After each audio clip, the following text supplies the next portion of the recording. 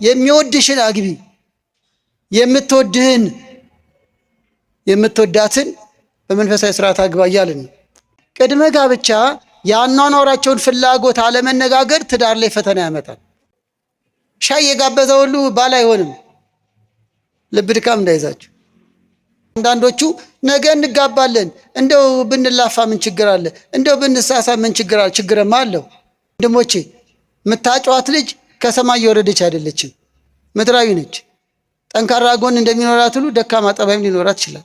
አንዳንዱ ደግሞ ፍርድ ቤት አልሄደም እንጂ ቤቱ የተፋታ ብዙ ነው። ያጨሽ ጓደኛሽ አመለካከትሽን አግኝቶታል?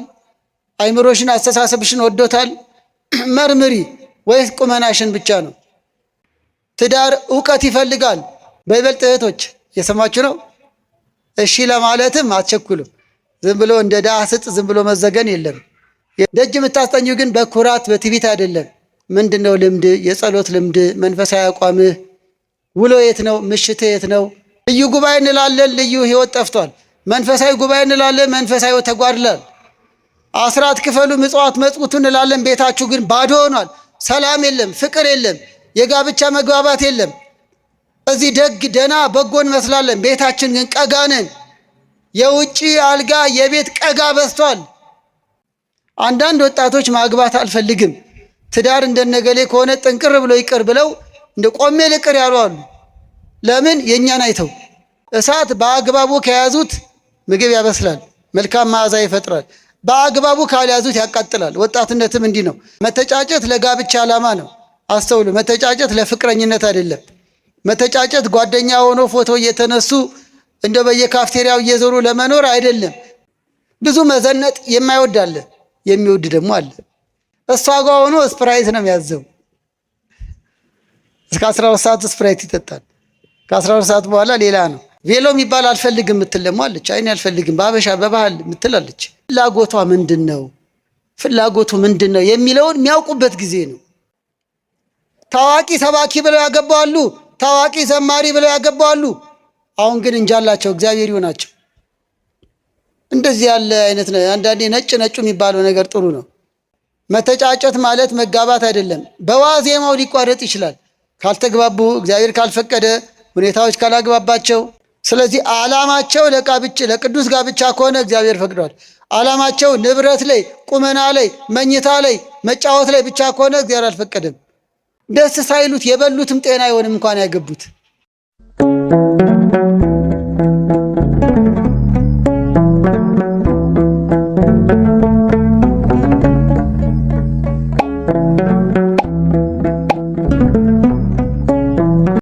በስመ አብ ወወልድ ወመንፈስ ቅዱስ አሐዱ አምላክ አሜን።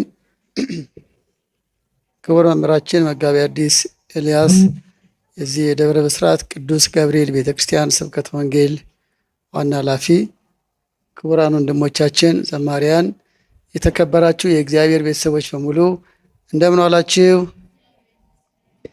አምላካችን ልዑል እግዚአብሔር በቸርነቱ ጠብቆ ለዚህ ችለትና ለዚህ ሰዓት ስላደረሰን ክብር ምስጋና ለእርሱ ይሁን። እንደ እግዚአብሔር ቅዱስ ፍቃድ ዛሬ በምንጀምረው ስርዓተ ትምህርት ጥቅል ርዕሱ ኦርቶዶክሳዊ የጋብቻ ትምህርት ነው። ቅድም መምህራችን እንደነገሩን ዛሬ በጥቂቱ ቅድመ ጋብቻ ላይ እናተኩራለን። እግዚአብሔር ከፈቀደና ብንቆይ ደግሞ በሚቀጥለው ስለ ጋብቻ ወይም ጊዜ ጋብቻ፣ እግዚአብሔር ከፈቀደ ደግሞ በሶስተኛው ክፍለ ጊዜ ድህረ ጋብቻ፣ ከጋብቻ በኋላ ስላሉ ነገሮች፣ በመጨረሻም ኦርቶዶክሳዊ ልጅ አስተዳደግ በሚል እንቋጫለን። እንግዲህ ዛሬ ያስጀመረን ቸሩ አምላካችን እስከ ፍጻሜያችን ድረስ ምስጢሩን ማስተዋሉ እንዲገልጥልን ቅዱስ ፈቃዱ ይሆንልን። በኦርቶዶክሳዊ ጋብቻ ትምህርት ላይ እንግዲህ ሁሉ ነገር ዓላማ አለው። በእውነት ከሆነ ይህም ትምህርት ዓላማ አለው። ይልቅም ከዛሬ ጀምሮ በሚቀጥሉት ቀናትም አብረን ለምንቆይ ምዕመናን ለጥያቄ ለመማማር ምክንያት እንዲሆናችሁ ዓላማውንም መነሻ ማድረግ አለብን። ዓላማው የኦርቶዶክሳዊ ጋብቻ ምንነት ማሳወቅ ነው። የዘወትር የቤተክርስቲያን ትምህርት ነው። ሆኖም በእንዲህ ያለ መርሐ ግብር ደግሞ ርዕስ አድርጎ መማማርም እንዲለመድ ነው። ማሳወቅ ምንድን ነው? ቅድመ ጋብቻ መተጫጨት ምንድን ነው? በጋብቻ ላይ ያሉ ፈተናዎች ምንድን ናቸው? እንዴት ነው በእግዚአብሔር ቃል መሰረት፣ በቤተክርስቲያን ትምህርት መሰረት እኒህን ፈተናዎች ድል የምናደርገው? ልጆቻችን እንዴት ነው ማሳደግ የሚገባን? ስለዚህ ማሳወቅን የመጀመሪያው ዓላማ። ሁለተኛው መነሻ እንዲሆን ነው። በዚህ በአውደ ምሕረት ሁሉም ነገር ተሰጥቶ አያበቃም። በቅድመ ጋብቻ ዙሪያም ራሱ ዛሬ የምናነሳው ዛሬ በ40 እና በ50 ደቂቃ ውስጥ ነው የምንማማረው። ግን ቅድመ ጋብቻ በ40 በ50 ደቂቃ ውስጥ አለቀ ማለት አይደለም።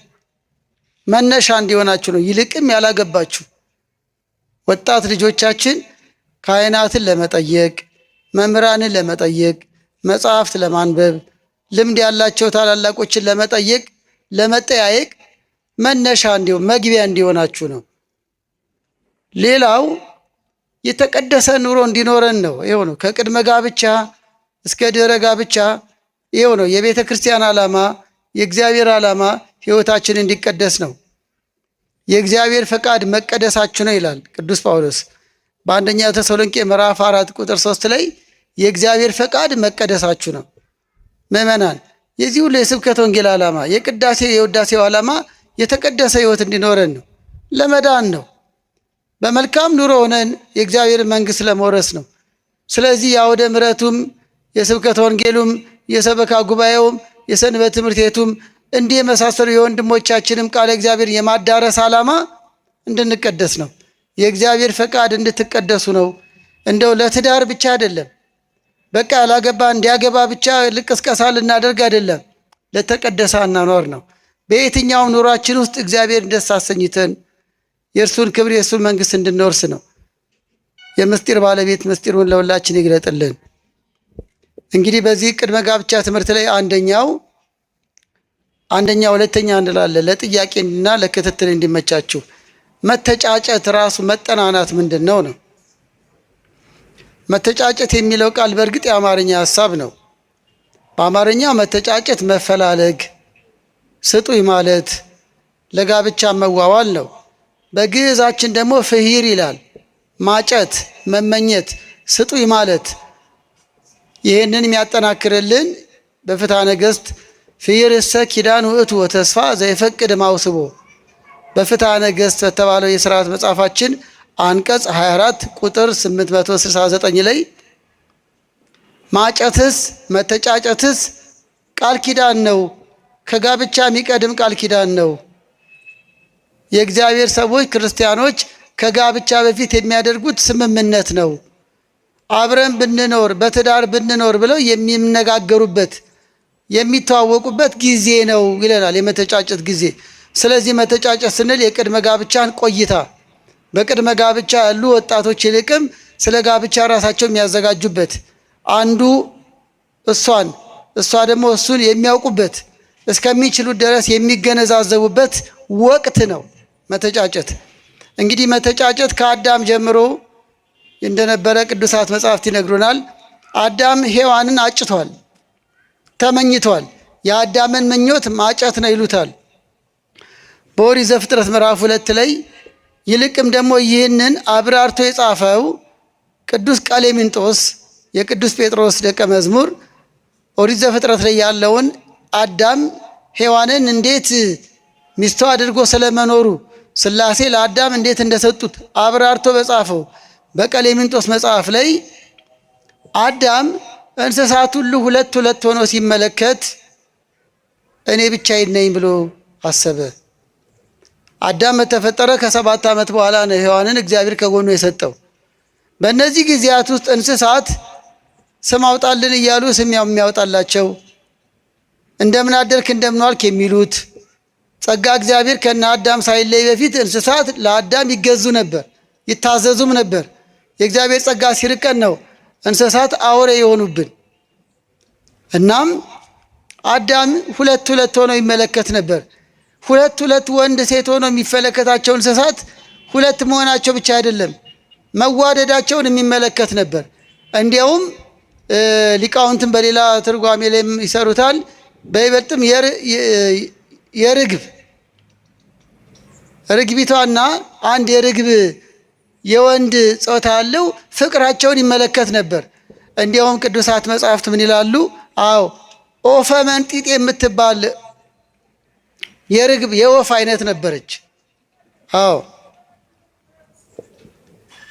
በዚህ በቤተክርስቲያናችን ስርዓተ ጸሎት እሴብ ጸጋከ በሚባለው ነገረ መስቀሉን በሚታሰብበት በምስጋና ዲያቆናት በዜማ በሚያደርሱት ላይም ከመ ወፈ መንጢጥ እንዘ ይሰጽራ ገጾን የገሊላ ሴቶች አለቀሱ የጌታን መከራ እያዩ። ያ ሌላ ጉዳይ ነው። እዚያውን ኦፈ መንጢጥ የሚለውን ለማምጣት ነው። የገሊላ ሴቶች ፊታቸውን እየነጩ የጌታን መከራ እያዩ አልቅሰዋል፣ እንደ ኦፈ መንጢጥ ብለዋል ሊቁ። ያ ነገር የት ይገኛል? በቀሌምንጦስ መጽሐፍ ላይ ይገኛል። ኦፈ መንጢጥ ምንድነው? የወፍ አይነት ነው። ሴቷ የርግብ አይነት ወይም ሴቷ ከአዋፋት አንዷ ሆነ የሆነችው ባሏ ሲሞት ሌላ አታገባም። ምላሷን ትሰነጥቃለች፣ በመንቁሯ ሰውነቷን ትነጫለች። የባሏን ሐዘን የምትገልጸው ራሷን በመጉዳት ነበር። እንዲህ ይገባል እያልን አይደለም፣ ግን የባልና ሚስት ፍቅር ከእንስሳት የሚያስተምረዋል። አሁንም አዳም የእንስሳት ባልና ሚስቶችን ወንድና ሴትን ፍቅር አይተዋል። እኔ ብቻዬን ብሎ ተመኘ። ይሄ ምኞቱ ማጨት ይባላል። አጨ፣ ተመኘ፣ ፈለገ ማለት ነው። ሥላሴ ይህን ባወቁ በእንቅልፍና በመንቃት መካከል አድርገው ሔዋንን ሰጡት። ለዚህ ነው አዳም ሔዋንን እንደተሰጠችው ወዲያውም ደግሞ አላገባትም። ከ80 ቀን በኋላ ይላል ደግሞ በገድለ አዳም። ወዲያው ማግባት የለም የማጨት ጊዜ ስላለ። ግን ከየት መጣሽ ምንድነሽ አላላትም። ስለተረዳ ተመኝቶ እግዚአብሔር የሰጠው እንደሆነ እርስ በሌላ መጽሐፍም የማጫ ስጦታም ወርቅ፣ ዕጣን፣ ከርቤም አቅርቧል ለሥላሴ። እንደ ምኞቱ እንደተሰጠው ስላወቀ ሴት አላት። ሴት ማለት አጥንትሽ ከአጥንቴ ስጋሽ ከስጋዬ የተመኘውን እግዚአብሔር እንደሰጠው እንዲህም ይላል ዘፍጥረት 2:13 ላይ የሚመቸው እንስጠዋል እንፍጠርለት የምትመቸው ይላል። ሥላሴ አዳም ተመኝቷልና የምትመቸው የሚለው ቃል ብዙ ያናግራል። ትዳር የምትመቸው ሚስት ይዞ የሚመቻት ባል ይዘው እንዲኖሩ ነው። ያውኑ ትዳር እንዴት ነው እንግዲህ? ለዚህ ነው ትምህርት ያስፈልገው። የምትመቸው እግዚአብሔር ፈቅዶ የሰጠው የምትመቸው። ለዚህም ነው ስጋሽ ከስጋዬ ነው አጥንቴ ከአጥንቴ ነው አላት። እናም ማጨት ከአዳም ተጀመረ ሲሉ አበው ብዙ መጽሐፍትን ጠቅሰው ነው። እንግዲህ ይህን ያህል ካልን ለመሆኑ መቼ ይጀመር? አሁን ወደኛ እንምጣ። ራሱ መተጫጨት መቼ ይጀመር? በመተጫጨት ዙሪያ በቤተክርስቲያን ትምህርት ብሉይ ኪዳንን አዲስ ኪዳንን ምንጭ አድርጎ ፍትሐ ነገሥት አንቀጽ 24 ላይ በተለያየ አንቀጽ ተጽፏል። እንዲሁም ደግሞ መምህራን በተለያየ መንገድ በተለያየ አጋጣሚ አስተምረዋል። እንደው ከዛ የመጣውን ሀሳብ ነው እንጂ የግል አይደለም። መቼ ይጀመር? በጣም ተጠጋግተን ብንሆን ኖሮ እጅ እያስወጣው ጠይቃችሁ ነበር። ለቀጣይ እንደዛ እናደርገዋለን። አንዳንዴ ልክ እንደ ቅርብ መማማር ሂደት እየተያየን እየጠየቃችሁ ቢሆን ደስ ይለኝ ነበር። ይሄ ትምህርት ደግሞ በይበልጥ እንደዛ ይፈልጋል። ለማንኛውም የሚኖራችሁን ጥያቄ በወረቀትና ለመርሐ ግብር መሪ ለመምህራችን መጠየቅ ትችላላችሁ። መቼ ይጀመር ለሚለው አንደኛው እድሜ ሲደርስ ነው። አሁን እህቶችም አስቡ፣ መቼ ነው መታጨት ያለብሽ? ወንዶችስ መቼ ነው ማጨት ያለባችሁ? እንደ ቤተክርስቲያን አስተምሮ እድሜ ሲደርስ እንዲህ ይላል፣ ማግባት ወደሚገባ እድሜ ሲደርሱ ይላል። አንደኛ ቆሮንቶስ ምዕራፍ 7 ቁጥር 36 ማግባት ወደሚገባ እድሜ ሲደርሱ። ይሄው እንዲህ አድርጎ ገልጾታል። ይሄንን እድሜ ቁጥሩ እንዲህ ነው ብሎ ቅዱስ ጳውሎስ አልተናገረም። ግን ወሬዛነት የወጣትነት እድሜ ነው። ሴቶች ከ15 ዓመት ወንዶችም ከዚያው። እንደ ሌላው አገላለጽ ከ18 ዓመት እንደ ቤተክርስቲያን አስተምሮ ደግሞ በ20 ዓመት ወጣትነት ወሬዛ ወጣ አደገ ማለት ነው። የወጣትነት እድሜ ከ20 ዓመት በታች ያለው ሕፃንነት ነው፣ የነፋስ ባህሪ ነው። ከ20 ዓመት በታች ከ20 ዓመት ጀምሮ እስከ 40 ያለው የነፋስ ባህሪ ነው፣ የእሳት። ከ40 በኋላ ጎልማሳነት ነው። ከ60 በኋላ እርጅና ነው። ስለዚህም በወጣትነት እድሜ ሲል ነው ማግባት ወደሚደርሱበት እድሜ ሲደርሱ ከፈቀዱ ሊያገቡ ይገባል ይላል። ስለዚህ መቼ ነው መተጫጨት የሚገባው ሲባል ማግባት ለአካለ መጠን ሲደርሱ፣ ለማግባት ዓላማ። መተጫጨት ለጋብቻ ዓላማ ነው። አስተውሉ፣ መተጫጨት ለፍቅረኝነት አይደለም። መተጫጨት ጓደኛ ሆኖ ፎቶ እየተነሱ እንደ በየካፍቴሪያው እየዞሩ ለመኖር አይደለም። መተጫጨት ለማግባት ሲዘጋጁ ነው። መተጫጨት ለማግባት ራሳቸውን ሲያዘጋጁ ነው። ሴቶች አግብተው ለመውለድ አካለ መጠን ሲደርሱ፣ ወንዶችም እንደዚሁ የቤት ኃላፊ ሆነው አባወራ ሆነው አባት ሆነው ለመኖር ሲደርሱ። ስለዚህ እድሜ ነው። በአማካይ ቅድም የጠቀስኩት ነው። ሌላው ብስለት ነው። መቼ ነው መተጫጨት? ከእድሜ ባሻገር መተጫጨት መጀመር የሚገባው የአእምሮ ብስለት ሲደርስ ነው። የአእምሮ ብስለት የሚባለው ክፉና ደግን መለየት፣ ኃጢአትና ጽድቁን መለየት፣ ማድረግ የሚገባውና ማድረግ የማይገባውን መለየት ብስለት ነው። አስተዋይነት ነው። ይህንን ነው የማስተዋል የማመዛዘን፣ ቤትን ለመምራት ልጅን ለማሳደግ ኑሮን ለመምራት ብስለት። ይህ የግድ ትምህርት ብቻ አይደለም። ይህ የግድ ዕድሜ ብቻም አይደለም። በራሱ ጸጋ ነው። ከዕድሜም ጋር ተያይዞ የሚመጣ ከአስተዳደግ ጋር፣ ከአካባቢ ጋር፣ ከቤተ ክርስቲያን ልጅነት ጋር ተያይዞ የሚመጣ ነው ብስለት። ብስለት ለብስለት ብዙ ዕድሜ ማስቆጠር አይፈልግም። ዛሬ የምናከብራቸው ቅዱስ አባታችን አቡነ አረጋዊ በረከታቸው ይደርብን። በዕድሜ ሽማግሌ ሆነው አይደለም፣ ተግባራቸው የአረጋዊ ስለሆነ ነው አቡነ አረጋዊ የተባሉት እንጂ ስማቸው ዘሚካኤል ነው። ከ9ኙ ቅዱሳን አንዱ ናቸው። አስተዋይ ለመሆን እግዚአብሔርን ደስ ለማሰኘት የዕድሜ ብዛት አይጠይቅም፣ ብስለት ነው። በዚሁ አጋጣሚ የአቡነ አረጋዊ የቅዱስ ገብረ ክርስቶስ በረከታቸው ይደርብን። የቅዱሳኑ በረከት ይደርብን፣ ለወጣቶችንም ይርዳልን። በእውነት ብስለት በዕድሜ ብዛት ሳይሆን ከወጣትነት ዘመን ጀምሮ፣ ለምሳሌ በጉብዝና ወራት ምንድን ነው ያለው? ፈጣሪን አስብ። በጉብዝና ወራት ከወጣትነት ጀምሮ ይህ ነው የማስተዋል ዕድሜ ነው። ከጉብዝና ወራት በፊት ያለው ሕፃንነት የነፋስ ነው። ክፉና ደግ አይለዩም፣ የሚነኩትም የሚበሉት የሚጠጡትን አይለዩም። የወጣትነት ዕድሜ ግን እንኳን በምድር ያለውን ፈጣሪን አስብ እንደተባለው እግዚአብሔርን አስበው መልካም ነገር ሰርተው ለቀጣይ ሕይወታቸው ፋየሬጅ ነው የሚባለው በሌላው እሳታዊ ማለት ለመልካም ተጋድሎ ራሳቸው የሚያዘጋጁበት ነው እንጂ ለኃጢአት አይደለም። ቅድስት አርሴማ ወጣት ነች። ወጣትነት እሳት ነው ሲባል ለኃጢአት አይደለም። ለኃጢአት ቢሆንማ ወጣት ቅዱሳን ባልተገኙ ነበር።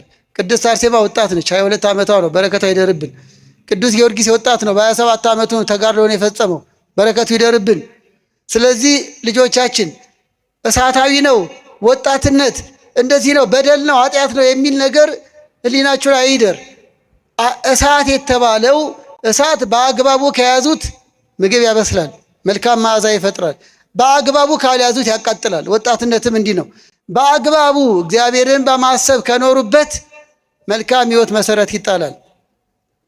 በአግባቡ ካልያዙት ደግሞ ሱሰኛ፣ አመንዝራ፣ ለሀገርም ለወገንም ለራሱም ውጤታማ የማይሆን ያደርጋል። ስለዚህ ነው ብስለት ማለት ክፉና ደግን መለየት። ስለዚህ ሴቶችን መጣጨት ያለባቸው ለብስለት ሲደርሱ ነው። ጓደኝነት ምን እንደሆነ፣ ጋብቻ ምን እንደሆነ፣ አግብቶ ወልዶ ልጅ ማሳደግ ምን እንደሆነ በብስለት በሚረዱበት ዘመን ነው። ወንዶችም እንዲሁ ብስለት ከእናት ከአባቷ ጉያ ነጥሎ ሚስት አድርጎ ይዟት ሲገባ ተንከባክቧት ደስ አሰኝቷት ልጅ ብትወልድም አባት ሆኖ ቤቱን መከታ ሆኖ ለማሳደግ ብስለት የህሊና ዝግጅት ማለት ነው። በሌላ አነጋገር ኑሮን ለመጋፈጥ፣ ኑሮን ለማሸነፍ፣ ኑሮን በአግባቡ ለመምራት የህሊና ዝግጅት ላይ ሲደርሱ ነው። ሌላው ገቢ ነው። መቼ ነው መተጫጨት? የገቢ ጉዳይ መስመር ሲይዝ ነው። ገቢ የሚባለው በዚህ አገላለጽ የግድ አንድ ወንድ ለማጨት የግድ ስራ ይኑረው፣ የግድ ብዙ ደሞዝ ይኖረው እያለን አይደለም። ቢኖረው መልካም ነው። ግን ቢያንስ ትምህርት፣ ነገ ወደ ስራ የሚቀየር ዝግጅት። ለምሳሌ በገጠር በእረኝነት ላይ ያለ ወጣት ማረስ ከቻለ፣ አንዳንድ ቦታ መተኮስም ከቻለ፣ እንደ ገጠሩ ነው የምነግራቸው፣ ቤት መስራት ከቻለ፣ የእርሻን አካሄድ መቼ ይዘራል፣ መቼ ይታጨዳል፣ መቼ ይወቃል የሚለውን ካወቀ ማጨት ይችላል። ምክንያቱም ነገ በሚሰጠው መሬት ላይ አርሶ ቤተሰቡን ማስተዳደር ይችላል። ወደ ከተማም ስንመጣ ሙያ የሚማር ነገ ትምህርቱን ወደ ገንዘብ ቀይሮ ቤቱን መምራት የሚችል ማጨት ይችላል። ሴቶችም እንደዛው ልጆቿን ማስተዳደር ማሳደግ የምትችል የገቢ ምንጭ ሊሆን የሚችል ነገር የያዘች ያላት የግድ ስራ ባትይዝ ነገ ግን በስራ ተግታ ቤቷን ባሏን ለማገዝ የተዘጋጀች። በሌላ አነጋገር እዚህ ላይ ብዙ አልቆይ፣ እድሜ ሲደርስ ብስለት ሲደርስና የገቢ ምንጭ መስመር ሲይዝ መተጫጨት ይመከራል። እንግዲህ ሁለተኛ የሚጠናው ምንድን ነው? እዚህ ላይ እናተኩራለን። እንግዲህ መጠናናት የሚለውን የብዙዎች የዚህ የዘመኑ አገላለጽ ስለሆነ በሱ ቋንቋ እጠቀማለሁ። ምዕመናን መጠናናት የሚለው መተጫጨት የሚለውን ሀሳብ ስለሚገልጽልን እንግዲህ መጠናናት የሚለው ሙሉ ለሙሉ ትክክለኛ ነው ማለት ባይቻልም ሰው ተጠንቶ አያልቅም። በትክክልም መጠናናት 100% ወይም ፍጹም አጥንቸዋለሁ ተብሎ አይፈጸምም። ግን ምንድን ነው የሚጠናኑት? በአቅማቸው ባላቸው ግንዛቤ ባላቸው አቅም ባላቸው ጸጋ ሁለት የተዋወቁ ወንድና ሴት ለጋብቻ የሚፈላለጉ የተጫጩ በጓደኝነት ሲቆዩ ምንድን ነው የሚጠናኑት? ስንታለሽ ነው እና የሚጠናኑት ምንድን ነው? አንደኛው ጠባይ ነው የሚያውቁት። ጠባይ ለማወቅ ነው መጠናናት። ጠባይ የሚባለው ጠንካራም ደካማም የሰዎች ልማድ ነው። በጎ ጠባይ አለ፣ ደካማ ጠባይ ደግሞ አለ እንደየግንዛቤው። ለምሳሌ ጠባይ ከአስተዳደጋችን የምንወርሰው፣ ከአካባቢያችን የምንወርሰው፣ ከትምህርት ቤት አካባቢ የምንወርሰው፣ ከጓደኞቻችን የምንወርሰው ልማድ ነው። ጠባይ ልማድ ነው። ባህሪ እያልኳቸው አይደለም። ባህሪ ተፈጥሮ ነው። ባህሪ ኔቸር የሚባለው ነው። ሰው ለምሳሌ ይራባል አይደል? መራብ መጠማት ጠባይ ነው ባህሪ ነው? እስቲ አንዳችሁ ንገሩኝ። ባህሪ ነው። ሰው ነው ማይራባለ? የለም። እሺ ኩርፊያ ምንድን ነው? ጠባይ ነው ባህሪ ነው? አኩራፊዎች ያላችሁ ስትወለዱ አኩራፊ ሆናችሁ ነው እንዴ? ስለዚህ ኩርፊያ፣ ማርፈድ፣ ኃይለኛ መሆን፣ ተሳዳቢ መሆን፣ ቁጡ፣ ቁም ነገረኛ አለመሆን ደካማ ጠባይ ነው እንጂ ባህሪ አይደለም። አንባቢነት፣ ቁም ነገረኝነት፣ ማህበራዊ ኑሮ ላይ ተሳታፊነት፣ አገልጋይነት ደግሞ በጎ ጠባይ ነው፣ በጎ ልምድ ነው ማለት ነው። ስለዚህ ፍቅረኛሞች፣ ጓደኛሞች ጠባይ ለጠባይ ነው የሚጠናኑት። ለቀጣይ ህይወታቸው ምክንያት እንዲሆናቸው ጠባይ ይጠናናሉ ነው። ሁለተኛው ፍላጎት ነው። ሁለተኛው የሚጠናው ፍላጎት ነው። ፍላጎት ማለት በዚህ አገላለጽ አመለካከት፣ የሚወዱትና የሚጠሉት ነገር። ለምሳሌ በቀለም ደረጃ አንድ ወንድ ቢጫ ቀለም ሊወድ ይችላል አይደል? በቃ ፍላጎቱ ቀይ ኮት መልበስ ሊሆን ይችላል። ይሄ ጠባይ ነው ፍላጎት። አንድ ወንድ ሻይ ሊወድ ይችላል። ጠባይ ነው ፍላጎት። የተረዳችሁ ነው? በቃ በአኗኗሩ ሻይ ይወዳል። አንድ ሴት ቢጫ ቀለም ቀይ ቀለም ብትወድ ፍላጎቷ ነው አይደል? ወደ ኑሮ ስንመጣ ለምሳሌ ማህበራዊ ኑሮ ላይ ሰዎች በተሰበሰቡበት ቦታ መናገር የማይፈልግ ሰው አለ። መናገር የሚፈልግ ሰው ደግሞ አለ። ይህ ፍላጎት ነው። በቃ ሂደት ነው። የተለያዩ ከልምድ ከአኗኗር ይመጣ ጉዳይ ነው። ለምሳሌ ሰርግ ቤት መሄድ የማይወዳለ የማትወዳለች። ብዙ መዘነጥ የማይወዳለ የሚወድ ደግሞ አለ። ጌጣጌጥ ማብዛት የምትወዳለች። ጥሩ ነው ያልኳቸው አይደለም። ደግሞ ምንም ጌጣጌጥ የማትወድ በቃ እንደወረደ ተፈጥሯን ብቻ የምትንከባከባለች። ፍላጎቷ ነው በቃ። ሰርግ ሲደገስ በድግስ ማግባት የሚፈልጋል፣ ማይፈልግም አለ። ቬሎ የምትፈልጋለች። አሁን እዚህ ጋር ኃጢአትና ጽድቅ እያልኳቸው ስለ ፍላጎት ነው የማወራው። ቬሎ የሚባል አልፈልግም የምትል ደግሞ አለች። አይኔ አልፈልግም በሀበሻ በባህል የምትላለች።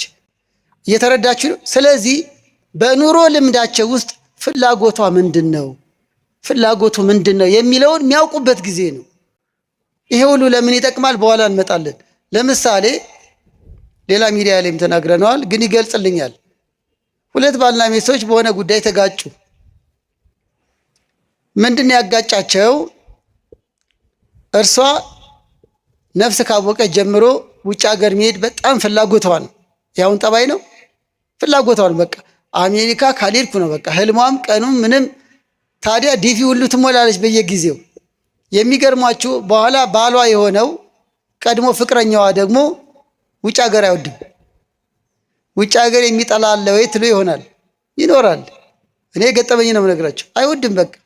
በቃ ሰው ሀገር በቀል ነው። ውጭ ሀገር ነው ለማየት እንኳን ቢያስፈልግ እንጂ ውጭ ሀገር ሄዶ መኖር አልወድም ባይ ነውስ። የሚገርማችሁ ሁለቱ ተጋቡ። እሷ አሜሪካ ወዳጅ፣ እሱ ደግሞ የትም መሄድ የማይፈልግ ተጋቡ። ከተጋቡ በኋላ በስንተኛ ወር ዲቪ ደረሳት። ማታ ራት ልትጋብዘው እሷ ሰርፕራይዝ ልታረገው ማለት ነው። ራት ጋብዛ ዲቪ ደረሰኝ ስትለው ደነገጠ። የሱን ፍላጎት ነግራቸዋለሁ አይደል? የምን ዲቪ የምን ዲቪ ነው የምታው? የሚገርማችሁ አውርታ አያውቁም። መጠናናት ይሄ ነው እያልኳችሁ ነው። ዲቪ እንደሞላች ውጭ ሀገር መኖር እንደምትፈልግ አያውቅምስ። ግን ዲቪው መጣ። እንዴት ተደርጎ ነው? ሞቼ ነው ቆም የምትሄጂው አለ ማለት ነው ባል። እኔ ውጭ ሀገር የሚሄድ ፍላጎት አላውቅም። እንዲህ ያለ ፍላጎት ቢኖርሽ ወይ አላገባሽም ወይ ደግሞ እንደሚሆን ይሆናል። እንዴት ተደርጎ አለ። እሷ ልታስደስተው ነው፣ እሱ ደግሞ መበሳጫ ምክንያት ሆነው። በዚህ ምክንያት ከወራት በላይ ተጋጩብን። በብዙ ሽምግላ ተታረቁ። አሁን እንደሚሆን ሆነዋል። እግዚአብሔር ባሉበት ይጠብቃቸው። እየተረዳችሁ ነው? ቅድመ ጋብቻ የአኗኗራቸውን ፍላጎት አለመነጋገር ትዳር ላይ ፈተና ያመጣል። ትዳር ውስጥ ስንገባ ብዙ እናነሳለን እንዲህ አይነት ነገር፣ ግን ከመሰረቱ ለመናገር ነው። ለምሳሌ አንዳንድ ወንዶች በትምህርት አድገው መኖር ይፈልጋሉ። አንዳንድ እህቶችም በትምህርት ፒኤችዲ ከዚያም በላይ ተመራማሪ ሆና መኖር ትፈልጋለች።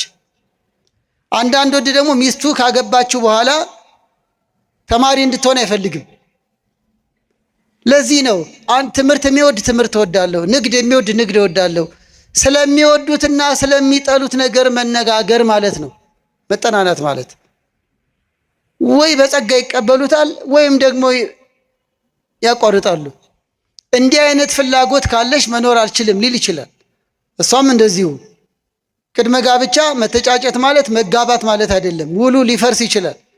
አስተውሉ። የትኛውንም ዓመት ይጠናኑ ሊቋረጥ ይችላል። ፍቺ ነው የተከለከለው። ፍቺ ከተጋቡ በኋላ መለያየት ነው። መተጫጨት ሊቀር ይችላል።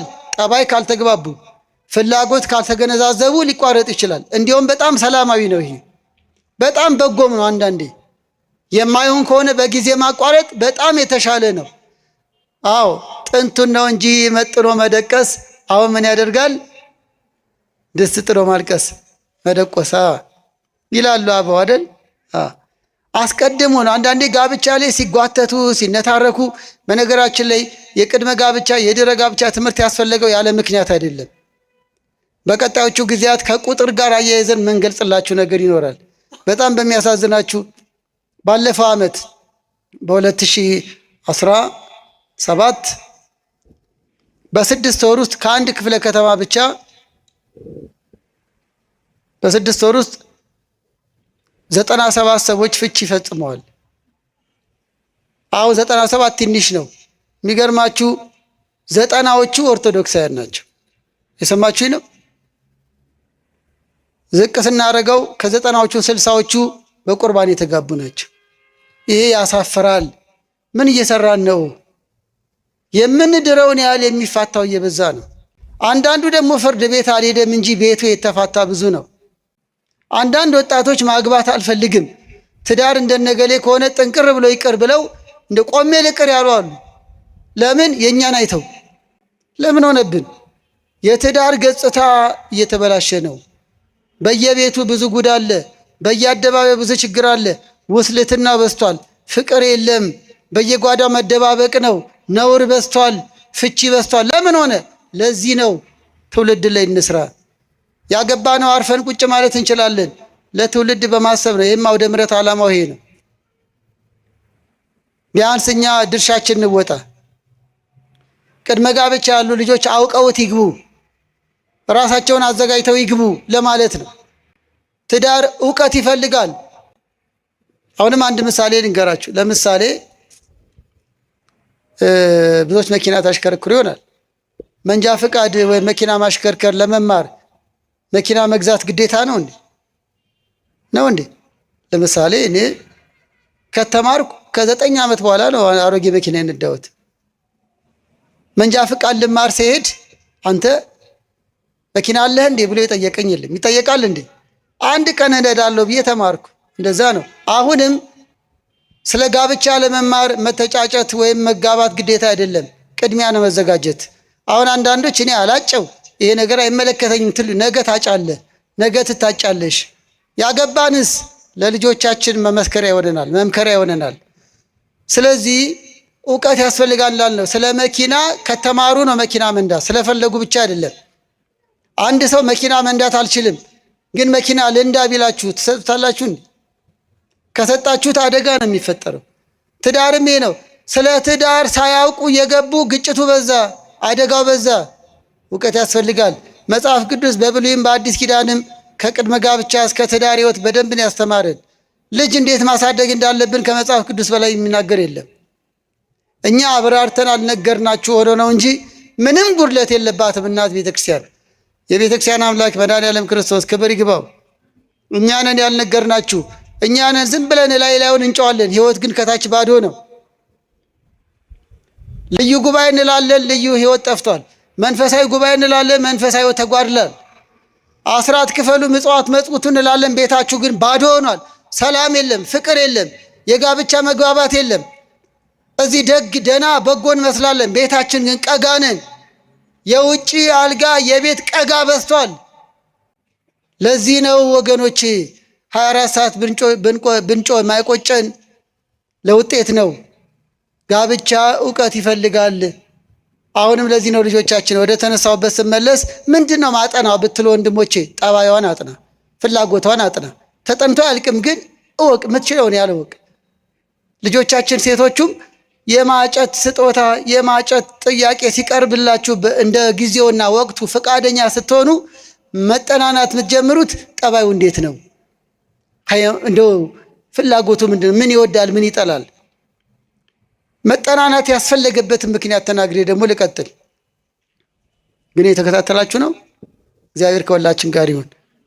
አንዳንዶች አይ ድሮ እኮ ሳይጠናኑ ነው የተጋቡት፣ ብዙ እኮ አስፈላጊ አይደለም ሊሉ ይችላሉ። በግሌ እና ሀሳባውን አልቀበልም። ድሮ ሊሆን ይችላል።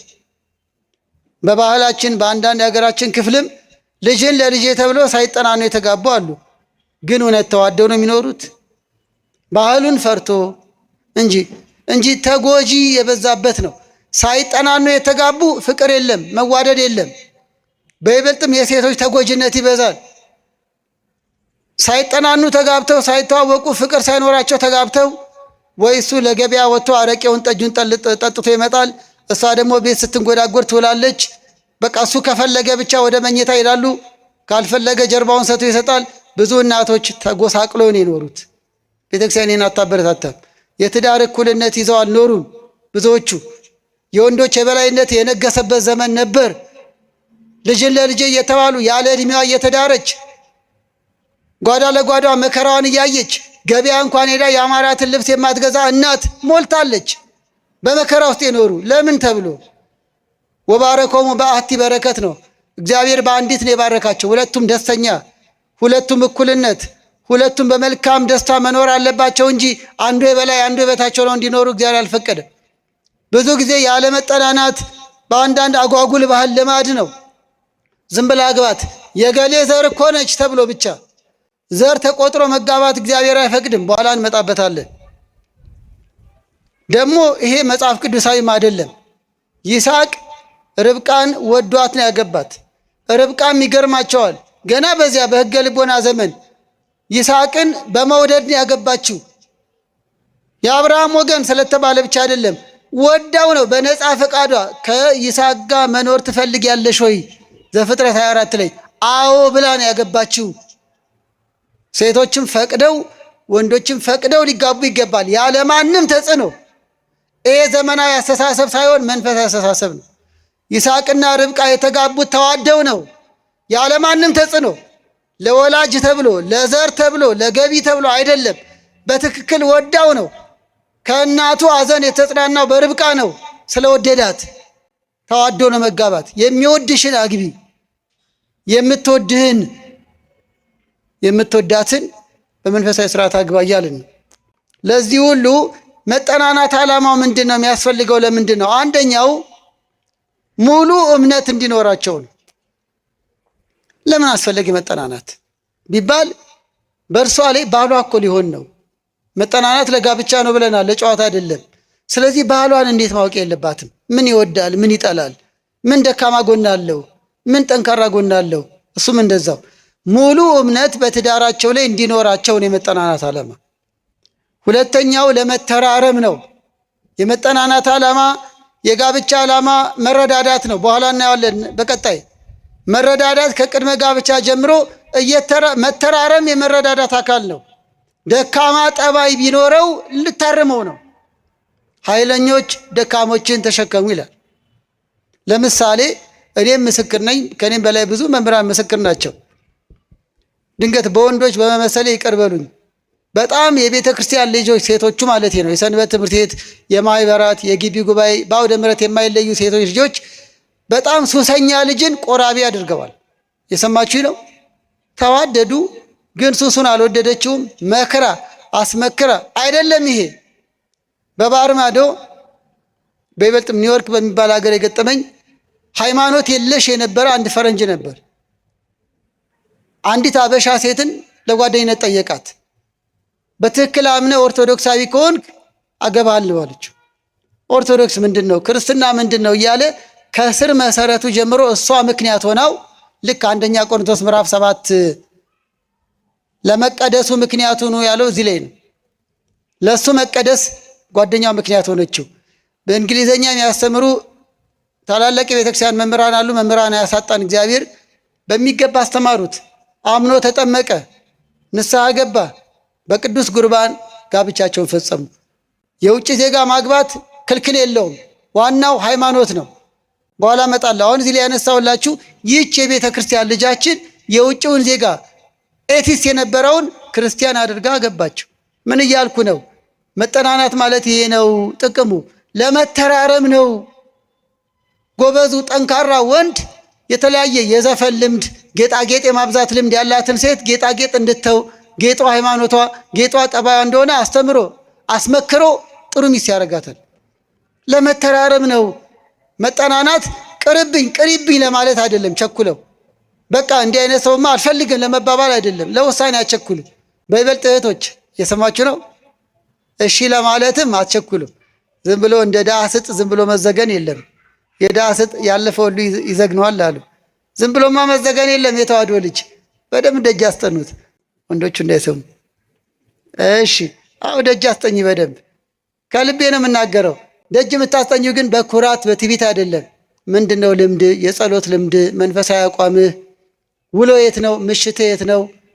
ለመተራረም ነው። እሺ አሁንም ወደ ተሞክሮ ይወስዱኛል አንዳንድ ነገር እንዳትሰለችሁ። ሰለቻችሁ? እግዚአብሔር ከሁላችን ጋር ይሁን። አሁንም ሴቶች ስሙ። ምን ሆነ መሰላችሁ? በፍቅረኝነት ጊዜያቸው ቀን ቀን ይገናኛሉ፣ የወዲ ወዲያቸውን ያወራሉ። ለካ እሱ ከባድ የመጠጥ ሱስ አለበት። ከ12 ሰዓት በኋላ አይመቸውም። ሁሌ በጊዜ ነው ቤት ምገባው፣ ቀልድ የለም፣ ስልኬን ሁሉ አጠፋለሁ ብሏታል ፍቅረኛውን። ለካ እጅሬው ከ12 ሰዓት በኋላ ግሮሰሪ ነው። ለእኔም አምጪ ለአንቺም ቅጅ እያለ ሲያጋጭ ከምሽቱ 5 ሰዓት ከገባ በጊዜ ገባ የሚባል ልጅ ነው። የሰማችሁ ነው። ፍቅረኛ አታውቅም። የሚያሳዝነው ተጋቡ። ይህን ሳታውቅ እሷ ጋር ሆኖ ስፕራይት ነው የሚያዘው። እስከ 12 ሰዓት ስፕራይት ይጠጣል። ከ12 ሰዓት በኋላ ሌላ ነው። የሆነ ነገር ነው የምነግራችሁ፣ ግን መጨረሻው በጎ ነው። ለማንኛውም እህቶች ስሙ። በደንብ አላወቀችውም ለማለት ነው። ማን ነው፣ ምንድን ነው፣ የት ነው የሚውለው፣ ጓደኞቹ እነማን ናቸው የሚለውን እወቁ እንጂ ዓላማው ይሄ ነው። ደካማ ጉዳይ እንኳን ቢኖረው ለማረም ነው። በመካሪ በሽማግሌ በቃለ እግዚአብሔር ማይታረም የለም። ካልታረመ ይቀራል፣ ጋብቻ አይደለም። እናም የወላችሁ እነዚህ ሁለት ፍቅረኛሞች ተጋቡ። ከሰርጉ ማግስት ጀምሮ ለሰርጉ የመጣው የስጦታ መጠጥ ሲጠጣ የሚያመሸው ባል ነው። አሁን ባል ሆኗል። አሁን ግሮሰሪ የለም፣ ግን ግሮሰሪው ራሱ ቤቱ መጥቶለታል። እየሰማችሁ ነው። ከ12 ሰዓት ጀምሮ ለድግሱ የመጣው ጠላው፣ ጠጅው፣ አረቄው፣ እንግዶች የተለያየ ነገር ስጦታ ያመጡት ሁሉ አልቀረውም። ሚስት እያየች ነው። ለጊዜው አልደነገጠችም። ለመሰላችሁ ሙሽራ ነው። አይ ሙሽራ ነው መቼም አንዳንዴ በሙሽራ ሰበብ ጎንጨት ይባል የለ። አይ አይደለም ደግሞ ሙሽራ ነው። ግን ነገሩን ስታየው ከእንቅልፉ እየነቃውሉ ይጠጣል። እንዲህ ይሄ ነገር እንዴት ነው? በንጋታውም እንደዛው አለቀ። ቤት ያለው አለቀ፣ ማያልቅ የለም። ከውጭ ማስመጣት ጀመረ። ሙሽራ ነችና ጥሏት ላለመሄድ በደንብ አድርጎ ይጠጣል ቤቱ እያስመጣ። አሁን ማታውቀው ባል ነው ያገባቸው አይደል? አጀሪቶዬ ከመቼ ጀምሮ ትለዋለች። እሷ ነው የጀመረው። ከመቼ ጀምሮ ነው አንተ ጠጫውንከው? ስፕራይት አይደል ስጠጣ እኔ ማቅህ። ከመቼ ጀምሮ ነው ሁሉ የምትገለብጠው እንዴ? ድንገት እንኳን ቢያንቀላፋ ነቅተህ ድጋሚ የምትጠጣው እንደ ከመቼ ጀምሮ ነው? ደብቄሽ ነው እንጂ በ16 ዓመቴ ነው መጠጥ የጀመርኩት ይላታል። ጓደኞቹም ወሬ አይቀርም እንዴ ለሊት 6 ሰዓት ከገባ እኮ እሱ በጊዜ ገባ ማለት ነው። ጉድና ጅራት ይባላል አይደል? ሴቶች አያስደነግጥም? አሁን ተጋብተዋል። ጋብቻ በዓለማዊ ስርዓት እንዲሆን ተከናውኗል። እንዴት ነው? ተወደዋለች ደግሞ ግን ትልቅ ነገር ደብቋታል። ለካ ከምሽቱ ከሷ ጋር ስልክ እያጠፋ ለካ የሚጠፋው በየመጠጥ ቤቱ ነው። በጣም ደነገጠች። እኔም ያገኘኋቸው በሽምግልና ነው። ያም ሆነ ግን ተመክሮ ተዘክሮ ትዳራቸው እንዲጸና ተብሎ ቤተሰብም ብዙ አስተዋጽኦ አድርጎ ያ ክፉ ልምድ ያለው ልጅም ዋጋ አስከፍሏል። በጣም ዋጋ አስከፍሎናል። በይበልጥ እሷ ታግሳ እንደሚሆነው ነው። እግዚአብሔር ይመስገን መጠጡን ጥቶ ጥሩ ጋብቻ ላይ ነው ያሉት። እግዚአብሔር ይባርካቸው። ግን ያን ሁሉ ዋጋ ያስከፈለው እሷም ታጋሽ ሆና ቤተሰቦቿም ጥሩዎች ሆነው አይዞሽ ይስተካከላል እያሉ አበረታተዋት እንጂ እንዲህ ያለ ወንድ ቅርብኝ ብትለው ኖሮ ተበላሽቶ ነበር ህይወት። እየተረዳችሁኝ ነው? ስለዚህ ወገኖቼ የመጠናናት ዓላማው ለመተራረም ነው። የሚጋባው ሰው ነው። ሰው ደግሞ ደካማ ጎን አለው። አንተ ተአምር ድካም ወለሰብ ይላል ቅዳሴያችን ፍትሐ ዘወልድ። አንተስ የሰውን ድካም ታውቃለህና። ወንድሞቼ የምታጫዋት ልጅ ከሰማይ የወረደች አይደለችም፣ ምድራዊ ነች። ጠንካራ ጎን እንደሚኖራት ሁሉ ደካማ ጠባይም ሊኖራት ይችላል። እህቶቼ ልጆቻችን፣ ሴቶቹ ወንዶችም እንደዛው ጠንካራ ጎን እንዳለው ምንም የቤተክርስቲያን ልጅ ቢሆን ደግሞ ስጋ ለባሽ ነው፣ ደካማ ጎን ይኖረዋል። ስለዚህ ያን ደካማ ጎን ወይ ይቀበሉታል ወይ ያርሙታል። በቃ ይሄ ነው። ሌላው ተሞክሮ ለመካፈል ነው። መጠናል። ለምሳሌ ጥሩ አንባቢ ከሆነች እሱም የአንባቢነት ልምድ፣ ጥሩ ነጋዴ ከሆነ የትጋት የሥራ ትጋት ከባሏ ትማራለች። ባሏ ከሚሆን ጓደኛዋ እንደሚፈልጉት አመለካከት ከጥሩ ጎናቸው ይማማራሉ ለማለት ነው። እሺ መተጫጨት ምንድነው? ዓላማው ምንድነው? አሁን ሶስተኛው መስፈርቱ ላይ እንሂድ። ለመሆኑ የመተጫጨት መስፈርት ምንድነው? በሃይማኖታዊ ምልከታ ለብቻው፣ በሰብአዊ ምልከታ ለብቻው እናያለን። ከሃይማኖት ትምህርት አንጻር ማለት ነው። በፍትሐ ነገሥት አንቀጽ 4 ጀምሮ የተጻፈውን ለመሆኑ እህቶቻችን ሲያጭሽ መስፈርትሽ ምንድነው? ወንዶች ሲያጩ መስፈርታችሁ ምንድነው? ቤተሰብ ሲተጫጩ መስፈርት ማድረግ ያለባችሁ ምንድነው? ዘሩን ነው? የማን ዘር ነው? ቤት አለ ወይ? መኪና አለ ወይ? ጥሩ ነው። እሱ እኮ ክፉ ሆኖ አይደለም። ቤት፣ ሀብት፣ ንብረት ግን እሱ ብቻ መስፈርት ነው? ለዚህ ነው መስፈርት አንደኛው በሃይማኖት አንድ መሆን ነው። በፍትሐ ነገሥት አንቀጽ 24 ከቁጥር 859-69 የተጻፈው እጮኛሞች በሃይማኖት አንድ መሆን ይገባቸዋል። ሃይማኖት ስንት ነው? በነገራችን ላይ ሃይማኖት እግዚአብሔር ስንት ነው? አንድ ጌታ፣ አንድ ሃይማኖት፣ አንዲት ጥምቀት ኤፌሶን 4 ቁጥር 4። በሃይማኖት ስምማ ብዙ አለ። ዓለማችን ላይ ከ250 ሺህ በላይ በክርስትና ስም ድርጅቶች አሉ። ከ250 ሺህ በላይ። እኛ ግን ምናምነው ወነአምን በአሐቲ ጥምቀት ለስርየተ ኃጢአት፣ የልጅነት ጥምቀት በመሳሰጥ በአንድ ጌታ በአንዲት ጥምቀት እናምናለን። ሐዋርያት በሰበሰቧት በሰበኳት የተዋህዶ ልጆች ያደረገን አምላካችን ክብር ይግባው። ስለዚህ እዚህ ላይ ብዙ ትንተና ውስጥ አልገባም። ግን ለአንዳንዶች ጥያቄ እንዳይሆንባቸው ኦርቶዶክሳዊት ልጅ ኦርቶዶክሳዊ ያልሆነ ጓደኛ ቢያጫት የመጀመሪያ ተምሮ እንዲጠመቅ ማመቻቸት ይገባታል። ያመነ ባላመነ ተቀድሰዋል የሚለው ጋብቻ ላይ ላሉ ክርስትናን መጀመሪያው ዘመን ላይ ለተቀበሉ የተሰጠ መልስ እንጂ ለእጮኛሞች አይደለም። አንዳንዶች ምን ችግር አለው? እኔ ኦርቶዶክሳዊ ነኝ፣ እርሱ ሌላ ነው፣ ምንም ችግር የለም፣ ያመነ ባላመነው ተቀድሷል ብለው ያለ ቦታው ይጠቅሱታል። እንደሱ አይደለም። አንደኛ ቆሮንቶስ ምዕራፍ 7 ላይ ይሄ የተነገረው ትዳር ላይ ለነበሩ አዲስ አማኞች ነው። ሴቶቹ አምነው ተጠመቁ። ባሎቻችንን እንፍታ ወይ አሉት ቅዱስ ጳውሎስ። ባሎቻችንን፣ እጮኛን አይደለም። አሁን እኛ ክርስቲያን ሆናል፣ ባሌ ግን መጥቶ ክርስቲያን አልሆነም፣ ምን ይሻላል? መፋታትን አልፈቅድም አለ መጀመሪያ ቅዱስ ጳውሎስ። ያመነች ላላመነው ምክንያቱ እኚው፣ ለመቀደሱ ምክንያቱ እኚህ ነው። አላምን ካለ ግን ተለዩ አለ። ስለዚህ በዘመኑ ለነበሩ ባል ለብቻው ለመጣ ሚስትን ወዲያው አትፍታ፣ አምጣት፣ ባልሽን ይዘሽ ነይ እንዳለ ጌታ ሳምራዊቷን ያላመነች ሚስት እንድትመጣ ምክንያቱ ናት፣ ምክንያቱ እኚው ለማለት እንጂ እነሱም ቢሆኑ ትዳር ላይ ሆነው አላምንም ካለ ይለዩ ብሏል። ባያምን ግን ይለይ ነው የሚለው አንደኛ ቆሮንቶስ ምዕራፍ 7 እንጂ ለእጮኛሞች አለ። እጮኛሞች ገና ሲተጫጩ የመጀመሪያው መስፈርት የኢትዮጵያ ኦርቶዶክስ ተዋሕዶ ቤተክርስቲያን አማኝ የሆነች የሚለው የመጀመሪያ ነው። እንዲህ ይላል ቅዱስ ጳውሎስ፣ ከማያምኑ ጋር በማያመች አካሄድ አትጠመዱ ይላል። ሁለተኛ ቆሮንቶስ ምዕራፍ 6 ቁጥር 14 ሰማችሁ ይህን ቃል? አትጠመዱ። ትዳር መጣመር ነው አይደል? ዘአስተጻመረ ነው የሚለው። ስለዚህ አትጠመዱ፣ አትጋቡ ሲል ነው። ከማያምኑ ጋር፣ ከአሕዛብ ጋር፣ ከሌላ ድርጅት ተከታይ ጋር የኦርቶዶክሳዊ ልጅ ሊጋባ አይፈቀድም።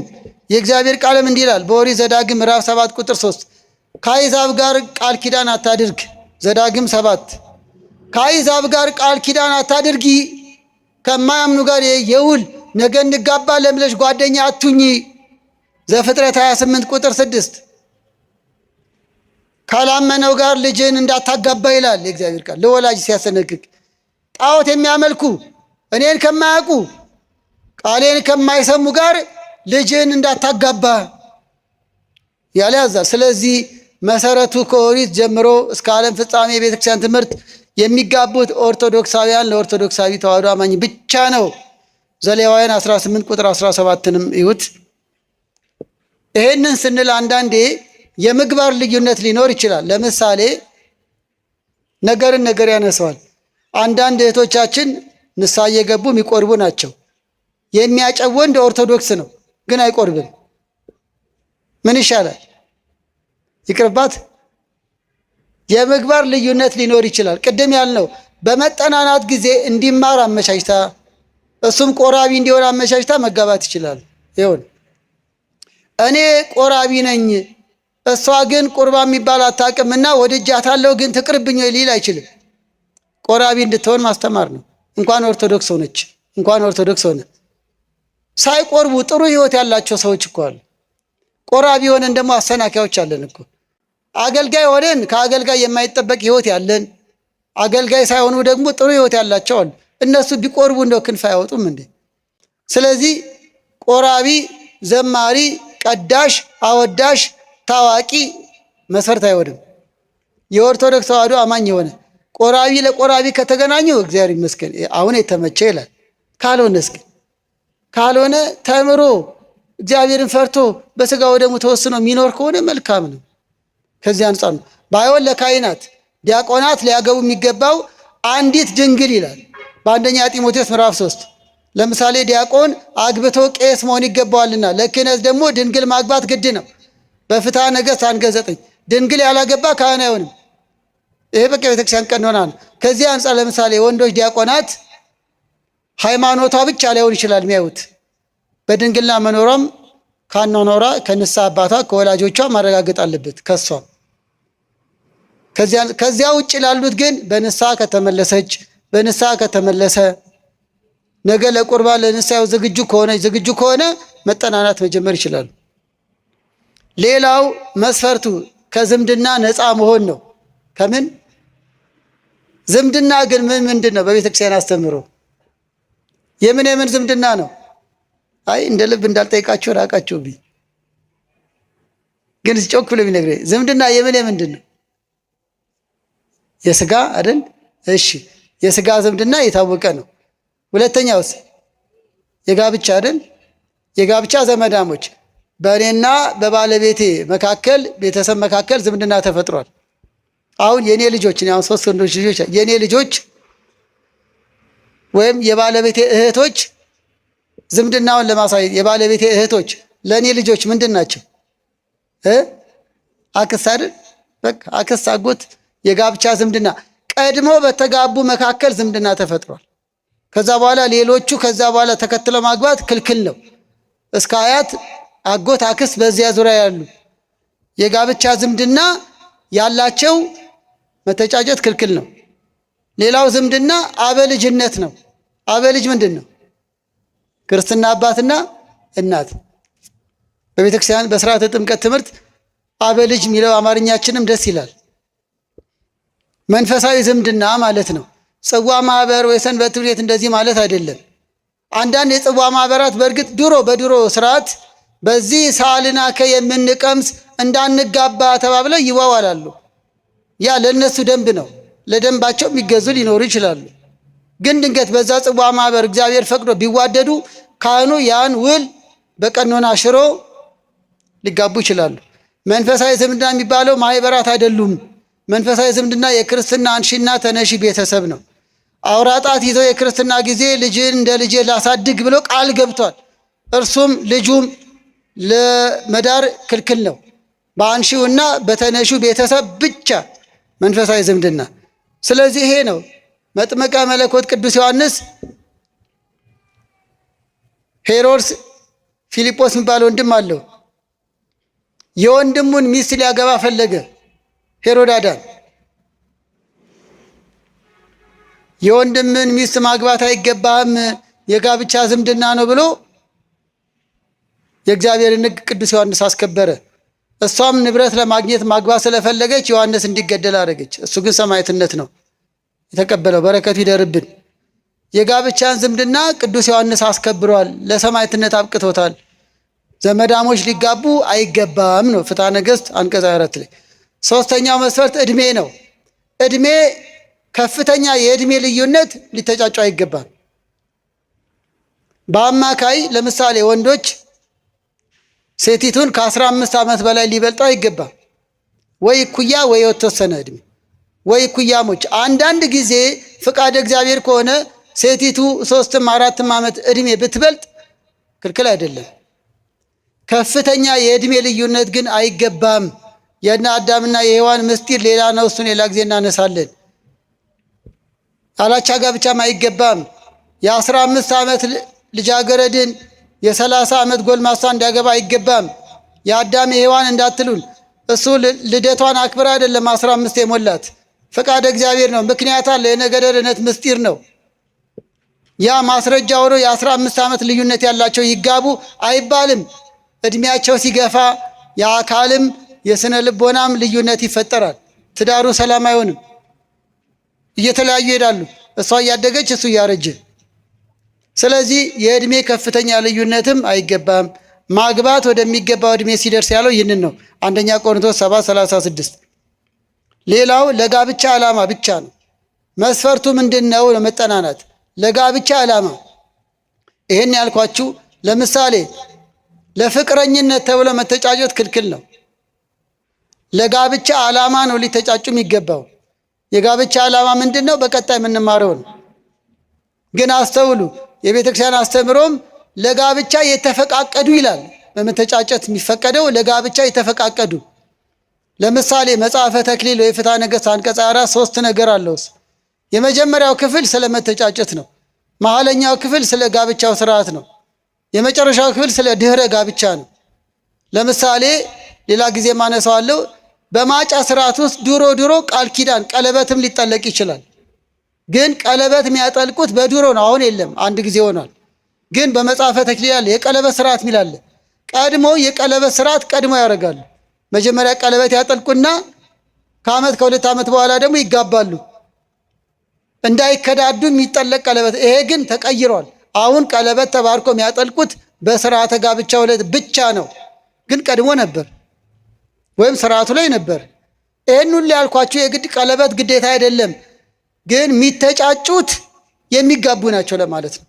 ለመኝታ፣ ለመዳራት፣ ለገንዘብ፣ ለእውቅና ጓደኛ ይዣለው ፍቅረኛ ይዣለው ለመባባል አይደለም። በትክክል ለጋብቻ ዓላማ ብቻ ነው። እግዚአብሔር ያጣመረውን ሰው አይለይ የሚለውን ቃል ኪዳን ለማግኘት ነው። ማቴዎስ 19 ቁጥር 6። ሌላው እንግዲህ ይሄ ሃይማኖታዊ መስፈርት ነው። ሰብአዊ በሰብአዊ ደረጃ ያለ መስፈርትስ አንደኛው የአመለካከት መቀራረብ ነው። መስፈርቱ ያጨሽ ጓደኛሽ አመለካከትሽን አግኝቶታል? አይምሮሽን፣ አስተሳሰብሽን ወዶታል? መርምሪ። ወይስ ቁመናሽን ብቻ ነው? ሻይ የጋበዘ ሁሉ ባል አይሆንም። ልብ ድካም እንዳይዛችሁ። እንደው አጭር ቀሚስ የለበሰች ሁሉ ሚስት አትሆንም። እድሜ እንዳያጥር አጭር ቀሚስ ስትከተል። ግልጹ ነው የምነጋገረው። አይምሮዋን ምን ማለት ነው? አንድ ደስ የሚል ታሪክ ልጠቁማቸው። አንደኛ ሳሙኤል ምዕራፍ 25 ላይ ቃሉን ፈልጌው ነው። ናባል የሚባል አስቸጋሪ፣ እንዲሁም በመጽሐፍ ቅዱስ ባለጌ የተባለ ሰው ነው። ይገርማቸዋል። በመጽሐፍ ቅዱስ ባለጌ የሚል ቃል ናባል ጋር ነው ያለው። ናባል አስቸጋሪ ሰው ነው። ሚስቱ ግን በጎ ነበረች። ዳዊት አመስግኗታል። አሁን እጮኝነት ላይ ይሄንን ቃል ውደዱት ልላችሁ ነው። ዳዊት የናባልን ሚስት አቢጊያን ምን አላት? ባልሽ ላይ ክፉ እንዳላደርግ ጥሩ መከርሽኝ፣ አይምሮሽ የተመሰገነ ነው አላት። ምንሽ? እስቲ በሉት። አይምሮሽ። አያችሁ፣ አመለካከትሽ ማለት አይደል? አሁን ቁመናሽ፣ መልክሽ አላለም። የሰው ሚስትን ራሱ ያደነቃት አይምሮሽ፣ እሱ ከንቱ ሰው ሆነ እንጂ የአንቺ አይምሮ የተመሰገነ ነው አላት። አንደኛ ሳሙኤል ምዕራፍ 25 ላይ ልጆቻችን ስነ ልቦና ላይ፣ ጠባይ ላይ ያተኩሩ፣ ሰብአዊ ምርጫ ላይም አመለካከት ላይ ያተኩሩ። ውበት ሐሰት ነው፣ ደምግባትም ከንቱ ነው። እግዚአብሔርን የምትፈራ ሴት ግን እርሷ የተመሰገነች ናት። ይሄ ነው። ፈሪሃ እግዚአብሔር አላት ወይ? ፈሪሃ እግዚአብሔር አለ ወይ? የአመለካከት መገነዛዘብ፣ የአመለካከት ውበት ላይ ያተኩሩ። ከሳራ ተማሩ ይላል አንደኛ ጴጥሮስ ምዕራፍ 3 ላይ። አብርሃም ሳራን የወደዳት ቁመኗን ብቻ አይደለም፣ ደግነቷን፣ ደግነት፣ ቅንነት። ስለዚህ የማይጠፋውን ልብስ ለብሳለች አላት።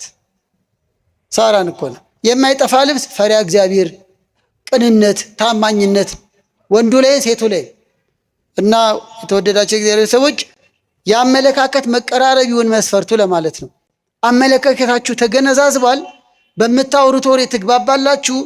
ልዩነት እንኳን ቢኖር ልዩነታችሁን ወደ አንድ የማምጣት ልምድ አላችሁ? በምትማከሩ ጊዜ ግልጽነት አለ፣ ተግባቦት አለ? ችግር እንኳን ቢኖር ይሄንን አስወግጅ፣ ይሄንን አስወግድ እየተባባላችሁ ነው ወይስ ለአንቺ ብዬ ለአንተ ብላ እየተሸነጋገላችሁ ነው? ስለዚህ የአመለካከት መቀራረብ መስፈርት ነው። ሌላው አካላዊ ምልከታ ነው። ይህንን ብዙ አልተነትንም፣ ግን አንድ ሰው አካላዊ መስፈርት ለራሱ ቢያዘጋጅ ነውር አይደለም። ሴቲቱም እንደዛው። ሰው በየአይነት ምግብ እንኳን ቢቀርብለት በጣም የወደደው ነው ቀድሞ የሚጎርሰው ይባላል። ስለዚህ ለምን ጎረስክ አይባልም። ሽሮም ይወዳለ፣ ቀይ ስርም ይወዳለ፣ ድንችም ይወዳለ፣ አሁንም ቀይ የሚወዳለ፣ ወፍራም የሚወዳለ፣ ቀጭን የሚወዳለ።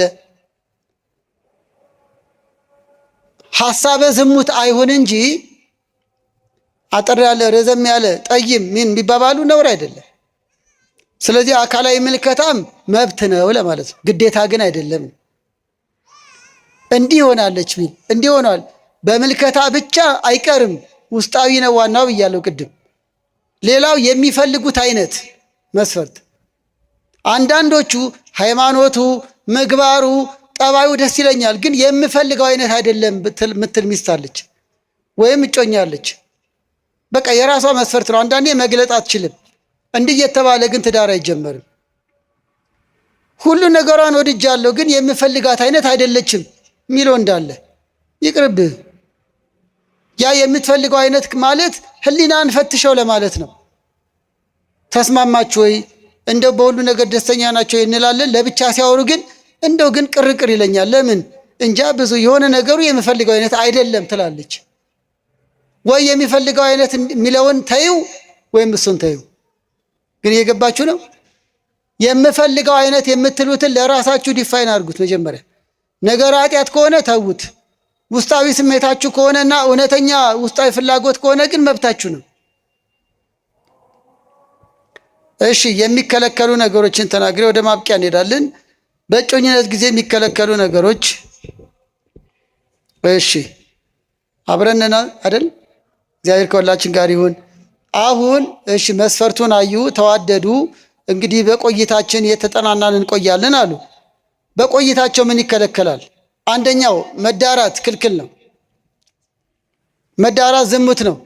የዝሙት ዋዜማ ብቻ አይደለም፣ መዳራት ዝሙት ነው። እንኳን መዳራት ወንጌል ወደ ሴት አይቶ የተመኘ አመነዘረን ያለው እንኳን በንክኪ መዳራት። አንዳንዶቹ ነገ እንጋባለን፣ እንደው ብንላፋ ምን ችግር አለ? እንደው ብንሳሳ ምን ችግር አለ? ችግርማ አለው። እንዲህ ይላል ኤርምያስ 17 ቁጥር 27 ላይ የተዳሩትንም እግዚአብሔር አዘነባቸው። ከኃጢአት ስራዎች አንዱ መዳራት። ሮሜ 13 ቁጥር 13፣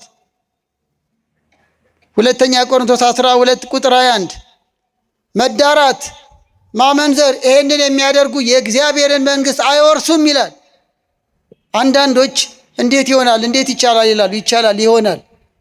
ጠንከር አድርገን ስንናገር ሁላችን ብቁ ሆነን አይደለም፣ ግን ብቁ ዜጋ ለማፍራት ነው፣ ነፍስ ለማዳን ነው።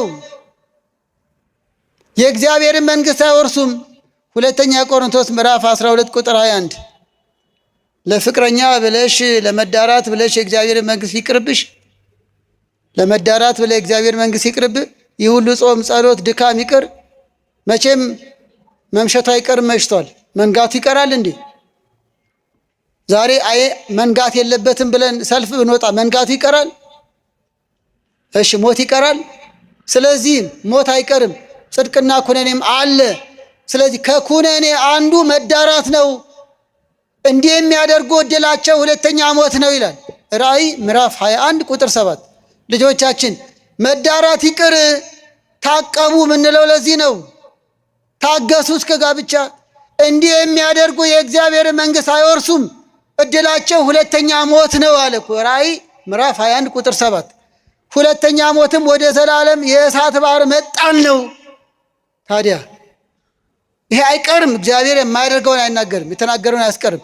ወኩሉ ዘይፈድዮ ከመጓሩ፣ ሰው እንደየስራው ይከፈለዋል። የተዳራ ያመነዘረ የነፍስ ሞት ያገኘዋል። ለዚህ ነው ልጆቻችን አስረግጠ የምንናገረው። አትኮነኑብን፣ አንኮነን፣ እንጽደቅ። ከመጠናናት እስከ ትዳር ዓላማው ለጽድቅ ነው። በጋብቻ በፍቅረኝነት ምክንያት የእግዚአብሔር ጸጋ እንዳይቀርብን።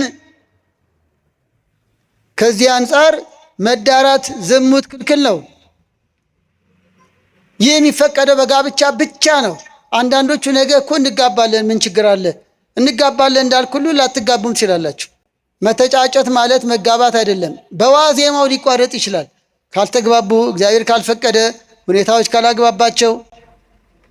ሌላው አብሮ መኖርም ክልክል ነው። አንዳንዶች አንድ ቤት ተከራይተው ይኖራሉ ገና ሳይጋቡ። ቅድመ ጋብቻ እንደ ባለ ትዳር እንቅስቃሴ ማድረግ ክልክል ነው። ባሌ ሚስት የሚባለው በአደባባይ ከተጋቡ በኋላ ነው። ለእያንዳንዱ ባል ይኑራት ነው ያለው፣ ፍቅረኛ ይኑራት አላለም። ወደ ሩካቤ ለመሄድም ልጅ ለመተካትም ባልና ሚስት ከተባሉ በኋላ ነው። አንደኛ ቆሮንቶስ ምዕራፍ 7። ስለዚህ ወገኖች አብሮ መኖርም ክልክል ነው። ለመዳራት፣ ለዝሙት፣ ለእርግዝና፣ ቁርባኑም ተክሊሉም እንዲቀር ለመሰናክል ምክንያት ይሆናል። በየቤታቸው መኖር፣ ታይታ ማብዛትም ክልክል ነው። ውዳሴ ከንቱ ይጠልፋቸዋል፣ ለሐሜት ምክንያት ይሆናሉ። ይህን የመሳሰለው ክልክል እንደሆነ ለማስረዳት ነው። ሌላው አምስተኛው ፈቃደ እግዚአብሔርን ለማወቅ። ይህን ተናግሬ ያበቃለሁ። ፈቃደ እግዚአብሔርን አሁን የተጫጩ ልጆች የሚከለከለውንም ተጠብቀው ሲኖሩ ታዲያ የእግዚአብሔርን ፈቃድ በምን ያረጋግጣሉ? ታዲያ እሱ ባሌ እንደሚሆን ሚስቴ እንደምትሆን በምን አውቃለሁ ቢሉ አንደኛው በሕጉ ሚዛንነት ነው። እየጸለዩ ንስሐ እየገቡ በእግዚአብሔር መንገድ እየኖሩ ሲጠናኑ የእግዚአብሔር ሕግ ወይም የእግዚአብሔር ሚዛን የፈቃዱ መገለጫው ናቸዋል። እግዚአብሔር ጋብቻን ፈቅዷል። እሱ እኮ ፈቅዶ ጨርሷል። እኛ እንዴት እንወቅ ለማለት ነው። አሁን ምንለየው በሕጉ ሚዛንነት ነው። የተዋደዱት ለጋብቻ ከሆነ ዘር ለመተካት ከዝሙት ጠንቅ ለመዳን በስጋው ደሙ ተወስነው እግዚአብሔርን ደስተኛ ያሰኙ ለመኖር ከሆነ ይሄ እግዚአብሔር የፈቀደው ነው። በእግዚአብሔር ቃል ሚዛንነት ፈቅዷል አልፈቀደም ይባላል ማለት ነው። ለምሳሌ ፍቅረኛሞች ሆነው እየተዳሩ በየጫካው በየፔኒሶኑ እያመነዘሩ ከሆነ እግዚአብሔር ፈቅዷል ወይ ቢሉ ይሄ መዘባበት ነው። ማመንዘርን እግዚአብሔር አይፈቅድም፣ ክብር ይግባው። ስለዚህ ለልፊያ ለመዳራት ለፈቃደ ስጋ ከሆነ ምንም መጠየቅ አያስፈልግም፣ እግዚአብሔር አልፈቀደም። ታቅበው ክብራቸውን ጠብቀው ለቅዱስ ጋብቻ ከሆነ ግን እግዚአብሔር ፈቅዷል። የፈቃዱን ምስጢር አስታውቆኛል ይላል በሕጉ ኤፌሶን ምዕራፍ 1 ቁጥር 6። የእግዚአብሔር ፈቃድ ይታወቃል በቃሉ ውስጥ፣ በእግዚአብሔር ቃል ውስጥ ነው ይሄንን ይወዳል ይሄንን አይወድም፣ ይሄንን አድርጉ ብሏል ይሄን አታድርጉ ብሏል የሚባለው። ስለዚህ ሚዛኑ የራሱ የቅዱስ ቃሉ ምስጢር ነው። የፈቃዱን ምስጢር አስታውቆኛል ይላል በቃሉ ውስጥ እግዚአብሔር ያሳውቃል። ኤፌሶን ምዕራፍ 1 ቁጥር 6። ሕጉ በሕገ እግዚአብሔር መሰረት ተከባብረው ተዋደው ለመኖር ከሆነ እግዚአብሔር ፈቅዷል። ሕግ ለእግሬ መብራት ለመንገዴ ብርሃን ነው፣ መዝሙር 118 ቁጥር 105 ላይ። ስለዚህ ዓላማቸው ለቅዱስ ጋብቻ ከሆነ እግዚአብሔር ፈቅዷል። ዓላማቸው ንብረት ላይ፣ ቁመና ላይ፣ መኝታ ላይ፣ መጫወት ላይ ብቻ ከሆነ እግዚአብሔር አልፈቀደም። እግዚአብሔር በማይወደው መንገድ እየኖሩ ከሆነ አልፈቀደም። ንስሐ እየገቡ ምክር ካህን እያማከሩ እየቆረቡ እያገለገሉ ተጠባብቀው ከሆነ ቃላቸውን ጠብቀው ተማምነው ቃሉን ጠብቆ እያመነችው እያመናት እግዚአብሔርን ፈርተው ከሆነ እግዚአብሔር ቀድሞን ፈቅዷል። መጋባት ይሻላል ብሎ ፈቅዷል። አንደኛ ቆሮንቶስ ምዕራፍ 7 ቁጥር 3። ሌላው የእግዚአብሔር ፈቃድ እንዴት ይታወቃል? ሁለተኛው በልቦና እረፍት ነው። የልቦና እፎይታ እግዚአብሔር በልባችን ውስጥ መልስ ይሰጣል። ሁለቱ የተጫጩት እሱን ካገኘች ጀምሮ ልቧ ካረፈ ባሌ ሊሆን ይችላል እፎይታ ከተሰማት እግዚአብሔር ፈቅዷል። ግን ስጋት፣ ጥርጣሬ፣ አለማመን፣ አለመውደድ ካለ ግን ገና ነው ማለት ነው። በወንዶችም እንደዛው የልቦና እረፍት የእግዚአብሔር ፈቃድ መገለጫ ነው። በእግዚአብሔር ደስ ይበል የልብን መሻት ይሰጣል ይላል መዝሙር 37 ቁጥር 4። አስተውሉ። የልብን መሻት ምን ይላል? ይሰጣል። የልብን መሻት ስታገኝ የልቦና ደስታ ታገኛለህ፣ እፎይታ። በአዳም ላስታውሳችሁ፣ አዳም ሔዋንን ሲያገኝ ከየት መጣችብኝ ደሞ ማነች ብሎ ሲጨነቅ ሲፈራ እናይም። ወደዳት፣ እንዲያውም ሴት አላት፣ ኋላ ደግሞ ሔዋን አላት። ጭራሹ እየተረዳችሁ ነው። ስለዚህ የልቡን ያገኘው እፎ ያለ እችማ የኔ አትመስለኝም፣ ቆይ ሌላ አልፈልግ ብሎ አልሄደም። አይ የኔ አትመስለኝም፣ ቆይ እስቲ ሌላ አልፈልግ ብሎ አልሄደም። አዳም እየሰማችሁ ነው አይደል? ልቡ አረፈ።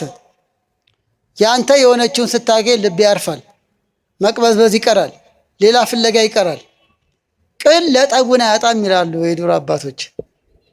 መክደኛውን ሲያገኝ አንዳንድ ቃል ልክክ ይላል። ያንቺ የሆነውን በአመለካከት በፈሪያ እግዚአብሔር በመስፈርትሽ ሁሉ ሲሆን ልብሽ ያርፋል። ያለበለዛ ግን ድንጋጤ፣ ፍርሃት በቃ የኔ አይደለም ስሜት። ለምሳሌ አንድ ጫማ ሊገዛ የፈለገ ሰው ገበያ ገባ። የሚፈልገውን ጫማ አገኘ። በቃ ከዚህ በኋላ ወደ ቤቱ ነው አይደል? በቁጥሩ መሰረት እግሩ ላይ ሞከረ፣ ቤቱ ገባ። ፍጹም ምሳሌ ነው ላችሁ አይደለ? የሚፈልገውን ያገኘ ወደ መጫማት ነው የሚሄደው። ሌላ ጫማ ፍለጋ አይሄድም። በቃ ያንተ የሆነችውን ካገኘ እሷን አግብቼ በኖርክ የሚለው ልብህ ፎይ ይላል። ሌላ ምሳሌ ስለ እረፍት፣ መኪና ውስጥ የምታንቀላፉት እንቅልፍና ቤታችሁ የምታንቀላፉት እንቅልፍ አንድ ነው? የትኛው ነው ጣዕም ያለው? እፎይ የምትሉት አውቶቢስ ውስጥ ነው እንዴ? አሁን አውቶቢስ ውስጥ የተኛ ሰው እፎይ ለተኛው ያስባላል። ገና ካሁን ደረስኩ አልደረስኩ ምን ሆነ አልሆነ እፎይታ የለውም አይደል? ተረዳችሁኝ? የራስህ የሆነችውን ካላገኘ እፎይታ የለህም። ገና የት ወርጄ ነው ሌላ የምፈልገው ትላለህ። ልክ ቤትህ ስትገባ ግን ጎኔን አሳረፍኩ እፎይ። የራስህ የሆነችውን ሳገኝ እንደ አዳም እፎይ ትላለህ። በቃ እሷ ነች እኔን የምታስተካክለኝ ከኔ ጋር የምትሄድ ሚስቴ የምትሆን የሚል ስሜት ይሰማል። አንቺም እንደዛው የልቦና እረፍት። ርብቃ ስለ ይስሐቅ ሲነገራት ልቧ ደስ አለው። ዘፍጥረት 24 ላይ መቼም ደጋግሜ ነው ማነሳት። እሷ በቃ ደስ አለው። ትሄጃለሽ ወይ ስትባል እሺ ብላ ቁጭ። ትሄጃለሽ ወደ ይስሐቅ? አዎ። በቃ ልቧ ደስ አለ። ባሌ ነው በቃ ልብ ደስ ይለዋል። ልብሽ ደስ ይለዋል። አንዳንዶቹ ምክክር ላይ ምን ይገጥማል? ሽማግሌ ተልኳል ልንጋባ ነው፣ ግን በሱ ደስተኛ አይደሉም ይላሉ። ወይ አዘግዩት ወይ ነገሩን ድጋሚ ይዩት። እንደዚህ ያሉ ልጆች ካላችሁ ዋዜማ ላይ ሆነው ነገ በምታገባ ባሏ አልተማመንም ትላለች። አይናፍቀኝም፣ ምንም ደስ አይለኝም።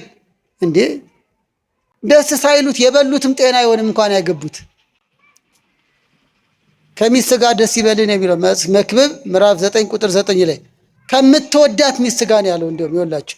ስለዚህ ቅድም ብያለሁ፣ ፍቅረኛሞች መዋደዳቸውን መፈላለጋቸውን ባሌ ነው ሊሆን የሚችል ነው ሚስቴ ልትሆን የምትችል ነች ብሎ ሲስማማ ነው፣ ልባቸው ሲቀበል ነው ወደ ቀጣይ ህይወት መግባት ያለባቸው ነው።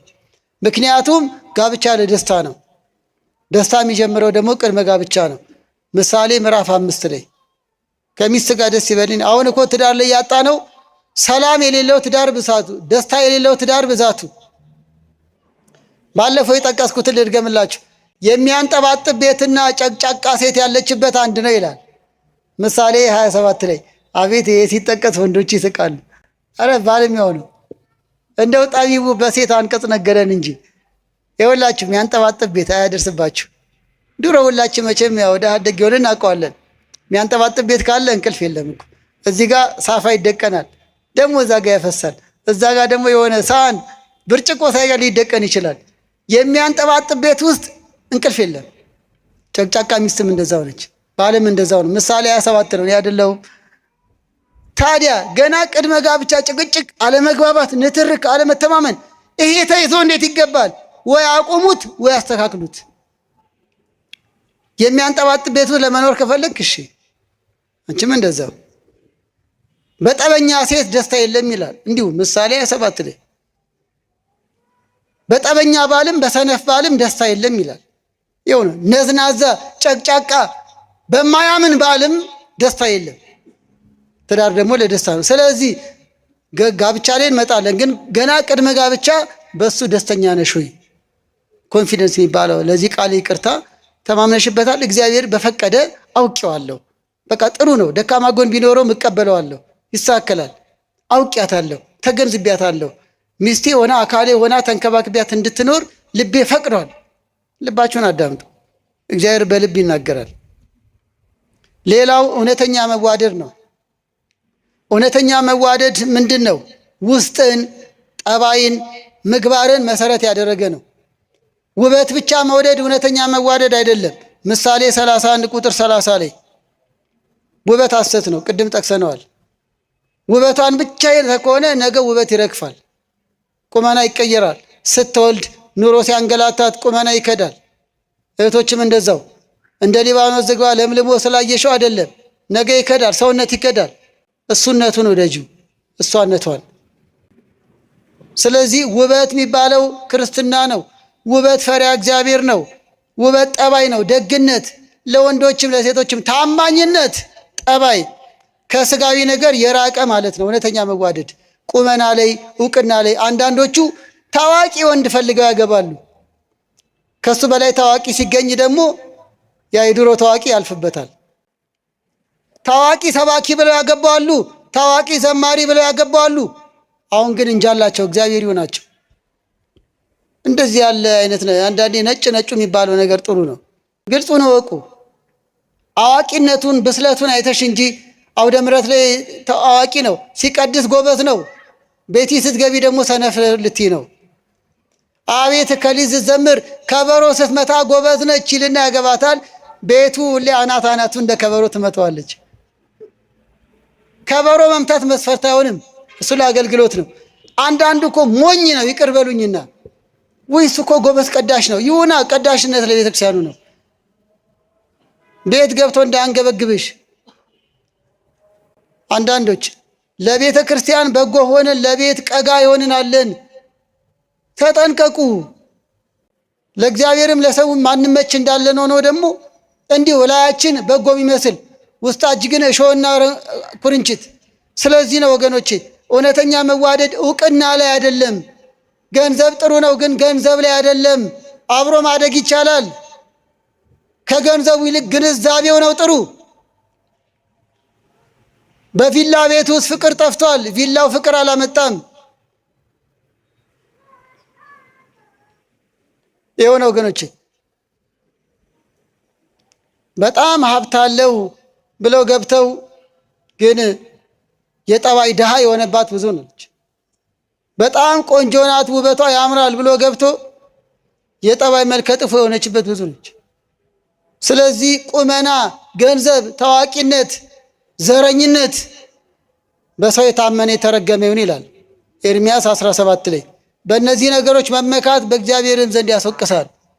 በቁመና መመካት፣ በገንዘብ መመካት፣ በዘሯ ዘመዶቿ ባለጊዜ ናቸው ባለስልጣን ናቸው ተባብሎ መጋባት በሰው የታመነ የተረገመ ይሁን ይላል። ስለዚህ እውነተኛ መዋደድ የእግዚአብሔር ፈቃድ መገለጫ ነው። እውነተኛ ያልኳቸው የቅድሙ ነው። ጠባይ ማንነቱ ላይ ለምሳሌ ይገርማቸዋል። እኔም ድር ያለው መስማት እና መናገር የምትችል ጤነኛ ልጃችን መስማት ለጊዜው እነሱም ስለሚጠቀሙበት ነው። ለዚህ ቃል ይቅር በሉኝ። መስማት የተሳነው አንድ የቤተክርስቲያን ልጃችንን አግብታለች። በጣም ነው መወዳቸው ማደንቃቸው። ይኸውላችሁ እሷ በይበልጥ እሱ መስማት አለመቻሉ ለእኔ ምንም አይደለም። የሚገርማችሁ ቋንቋውን ተማረች። አወቃችሁት? መስማት የተሳናቸው ወገኖቻችን የሚግባቡበት ቋንቋ አለ አይደል? አፍቅራው ቋንቋውን ተማረች። በቃ ከእሱ ጋር በዛ ትግባባለች። ተዋደው ተጋቡ። ማየት የማይችለውን የምታይ ሴት ታገባለች። በቃ መሰርቱ ውስጧ ነው። አካል ብቻ አይደለም። እየተረዳችሁ ነው? እንዲህም አለኩ አካሉ የጎደለውን አካል ሙሉ የሆነ ይጋባሉ፣ ተዋደው ይኖራሉ። እንዲያውም ይገርማቸዋል። በቃ የእሷ አካል መጉደል ለሱ ምንም አይደለም። የእሱ አካሉ መጉደላ ለእሷ ምንም ያልሆነ ደግ ሴቶች አሉ። እንዴት ተፋቅረው እንደሚኖሩ። ጤነኛ ነን ብለን ትዳራችን በሽተኛ የሆንን ብዙዋለን። ጤና ማለት ምግባር ነው፣ ፈሪያ እግዚአብሔር ነው። እየተረዳችሁ ነው? አካል ጎሎ ጠባይ ከጎደለ ምን ዋጋ አለው? የማይታመን ባል ከዚህ በላይ ዓይነ ስውር አለ? የሚወሰልት ባል ከዚህ በላይ መስማት የማይችል አለ? እግዚአብሔርን ቃል ማይሰማ። ስለዚህ ሙሉ ጤና ማለት አስተዋይነት፣ ፈሪያ እግዚአብሔር፣ እርሱ ባያየኝ እግዚአብሔር ያየኛል የሚልን መሆኑን ነው። እና እውነተኛ መዋደድ። ሌላው የአመለካከት መቀራረብ የእግዚአብሔር ፍቃድ መገለጫ ነው። ሌላው የሁኔታዎች መገጣጠም። ጨረስኩኝ። የሁኔታዎች መገጣጠም። ይሄንን ዘፍጥረት 24ን አንብቡ። ለርብቃ ኢያቡር ሲላክ በመንገድ ላይ ተቀበለችው። እኛ ቤት ብታድር አለችው። የነገሮቹ መሳካት የእግዚአብሔር ፈቃድ መገለጫ ነው። አንዳንድ ጓደኛሞች የአመለካከታችሁ መቀራረብ፣ የሁኔታዎች መቀራረብ የእግዚአብሔር ፈቃድ መገለጫ መሆኑን ያሳያል። የነገሮች መቀራረብ፣ መገጣጠም። የመጨረሻው ለሌሎች በሌሎች ምስክርነት ነው። እጮኛሞች በአግባቡ እየተጠናኑ ሲቆዩ ሶስተኛ ወገን በጎ ምስክርነት ሲሰጥ በዛ በኩልም እግዚአብሔር ይናገራል። ለምሳሌ በካህን ሊሆን ይችላል። ካህኑ መልእክተኛ ነው ይላል ሚልክያስ ምዕራፍ 2 ላይ። ሁለት እጮኛሞች ወደ ንስሐ አባታቸው ቀርበው በእግዚአብሔር ቃል መሰረት ራሳቸውን ለማጠናከር ሲጥሩ ካህኑ በርቱ፣ ጠንክሩ፣ በደንብ ጠብቃት፣ በደንብ ጠብቂው ካሉ እግዚአብሔር በካህኑ በኩል ፍቃዱን እየገለጸ ነው። በወላጆች፣ በበጎ መካሪዎች፣ በመልካም ምክር፣ በመልካም መካሪዎች የእግዚአብሔር ፍቃድ መገለጫ ነው። ልትጠነቀቁ የሚገባውን ግን ሳልጠቁም አልጨርስም። ህልም ለመጠናናት መገለጫ አይሆንም። በህልሜ አይቼዋለሁ፣ በህልሜ አይቻታለሁ ብላችሁ እንዳትታለሉ። ህልም ቦታ አለው። ህልም ለማየትም ህልም ለመፍታትም ራሱን የቻለ ትምህርት፣ ራሱን የቻለ አስተምሮ አለ። ለጋብቻ ጉዳይ በህልም አይቼዋለሁ ተብሎ አይወሰንም። አዎ ወገኖች ሆይ መንፈስን ሁሉ አትመኑ። አንደኛ ዮሐንስ ምዕራፍ 4 ቁጥር 1 ላይ መንፈስን ሁሉ አትመኑ፣ ክፉ መንፈስ በሕልም ሊያታልል ይችላል። እንደነ ሰማይ ጠረቤቶች የተጋቡ ሰዎችን በሕልም አይቻለሁ ከሊትን አግቢ ብለው ድጋሚ የሚድሩ አሉ። ያ አይገባም። ለጋብቻ ትምህርት ሕልም ዶክትሪን አይደለም። ሕልም መሰረታዊ አይደለም። ሕልም ስርዓተ ትምህርት አይደለም። በሕልሜ ስላየዋት ሰው ስላየልኝ ተብሎ አይደመደምም። ማመላከቻ ሆኖ አይረጋገጥም። ብዙዎች በሕልም ምክንያት ስተዋል ይሏል መጽሐፈ ሲራክ ላይ። በሕልም ምክንያት ብዙዎች ስተዋል። ሕልም ያየ ሁሉ ቅዱስ ነው ማለት አይደለም። በሕልም ስላያ ተረጋገጠ ማለት አይደለም። ሌላው ዕጣ ነው። አንዳንዶች ይበዛባቸውና ይሁን ግራ ይጋቡና በዕጣ ልለይ ይላሉ። መጀመሪያ ደረጃ አንዳንድ እህቶች ለምሳሌ ዕጣ ባርኩልኝ ብሎ ይመጡ አሉ። አንድ ጊዜ የምን ዕጣ ነው? የትኛው እንደማገባ ግራ ገባኝ። ማን ማን ናቸው? ወልደ ቂርቆስ፣ ወልደ ማርያም፣ ወልደ ዮሐንስ 3 ናቸው። እንዴ ሰው አንዱ አታል አንቺ 3 እና መጀመሪያ ደረጃ 3ቱም ላይ መስፈርትሽ አንድ ነው ወይ? እና አይ አንዱ ገንዘብ አለው፣ አንዱ ቁመናው ደስ ይላል፣ አንዱ እንዲህ ነው። ዕጣውንም አልባረክንም፣ ባይሆን እሷን ባርከን ሸኘን። ዕጣ ማን ባረክም? የሚባረከው ዕጣ ቦታ አለው። ወንዶቹም መጥተው እንደው እከሊትን በእንዴ ወደድኳት፣ እከሊትን በእንዴ ወደድኳት፣ በዕጣ ለለያቸው ነው ይላል። ይሄ እግር ኳስ ነው እንዴ? ህይወት እኮ ነው። መጀመሪያ እንዴት በዙ? መጀመሪያ ዕጣ ደረጃ ምን አደረሰው? ይሄ የውሸት ፍቅር፣ አርቲፊሻል የሆነ ስሜታዊ የሆነ ፍቃደ ስጋ ተኮር የሆነ ገና መስፈርቱ ላይም ብዙ ጣጣ ያለው ነው። በዕጣ አይለይም።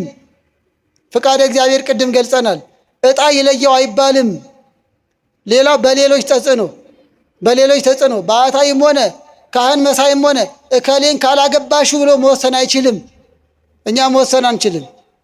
አይደለምስ የትዳር ጉዳይ ለመጽደቅም ቢሆን ልትድን ተወዳለህን ያለ ወንጌል። ልትቆርብ ተወዳለህ፣ ንስሐ ልትገባ ተወዳለህ ነው እንጂ ነገ ቁረቢ ብለን አንወስንም እኮ። ውሳኔ ባለቤቱ ነው። እና አንዳንዶቹ እከሌን ካላገባሽ ረግምሻለሁ ይላል። እሱ ነው የሚረገመው። ይልቅስ ምን አገባው? ይስሐቅና ርብቃ በሁለቱ ፈቃድ ነው የተጋቡት። ይኸው ነው በሁለቱ ፈቃድ። እናም ዘመዶቼ ስለወደዷት ላገባት ነው ይላል። አንተ ወዳሃታለህ? የሚያገባት እኮ እነሱ አይደሉም። ጓደኞቼ ስለወደድኩት ላገባው ነው ትላለች አንዳንዷ። ጓደኞቹ በቡድን ነው እንደሚያገቡት እንዴ? መስፈርት አይሆንም። ሰው ስለወደደው አይደለም፣ አንቺ ስለወደድሽው ነው ማግባት ያለብሽ። ጓደኞችሽ አረቄ ስለሚወዱ አረቄ መጠጣት አለብሽ? መጠጣት አለብህ? ማንን ነው የሚጎዳው? ትዳርም ያክል ትልቅ ነገር አባ ገሌ ስለወደዱት እናቴ ስለወደደችው አይደል? አንቺ ወደሽዋል ወይ? አንተ ወደሃታል ወይ? ስለዚህ በሌሎች ተጽዕኖም ሊሆን አይገባም ነው። እንግዲህ በአጠቃላይ ማጠቃለያው ክቡራን የእግዚአብሔር ቤተሰቦች የቅድመ ጋብቻ ጉዳይ ላይ ትኩረት መስጠት የሚገባን አንደኛው ማጠቃለያ ነው። መማር አለብን። የተጫጫችሁ ልጆች ተማሩ፣ ወደ ካህን ቅረቡ፣ መጽሐፍት አንቡ። የምትመሰርቱት ትዳር ምን መሆን እንዳለበት፣ እንዴት መምራት እንዳለባችሁ ተዘጋጅታችሁ እንድትገቡ ቃለ እግዚአብሔር አስቀድሙ ነው። ሁለተኛው መንፈሳዊ ሕይወትን አጠናክሩ። ቅድመ ጋብቻ ላይ ላላችሁ የምትመሰርቱት ቤት ትንሿ ቤተ ክርስቲያን ነች። የምትመሰርቱት ቤት ነገ ቅዱሳን ሊያፈራ የሚችል ነው። ስለዚህ ከዋዜማው ጀምሮ መልካም አድርጉት። አዎ በዓል ካለ ዋዜማ አለ።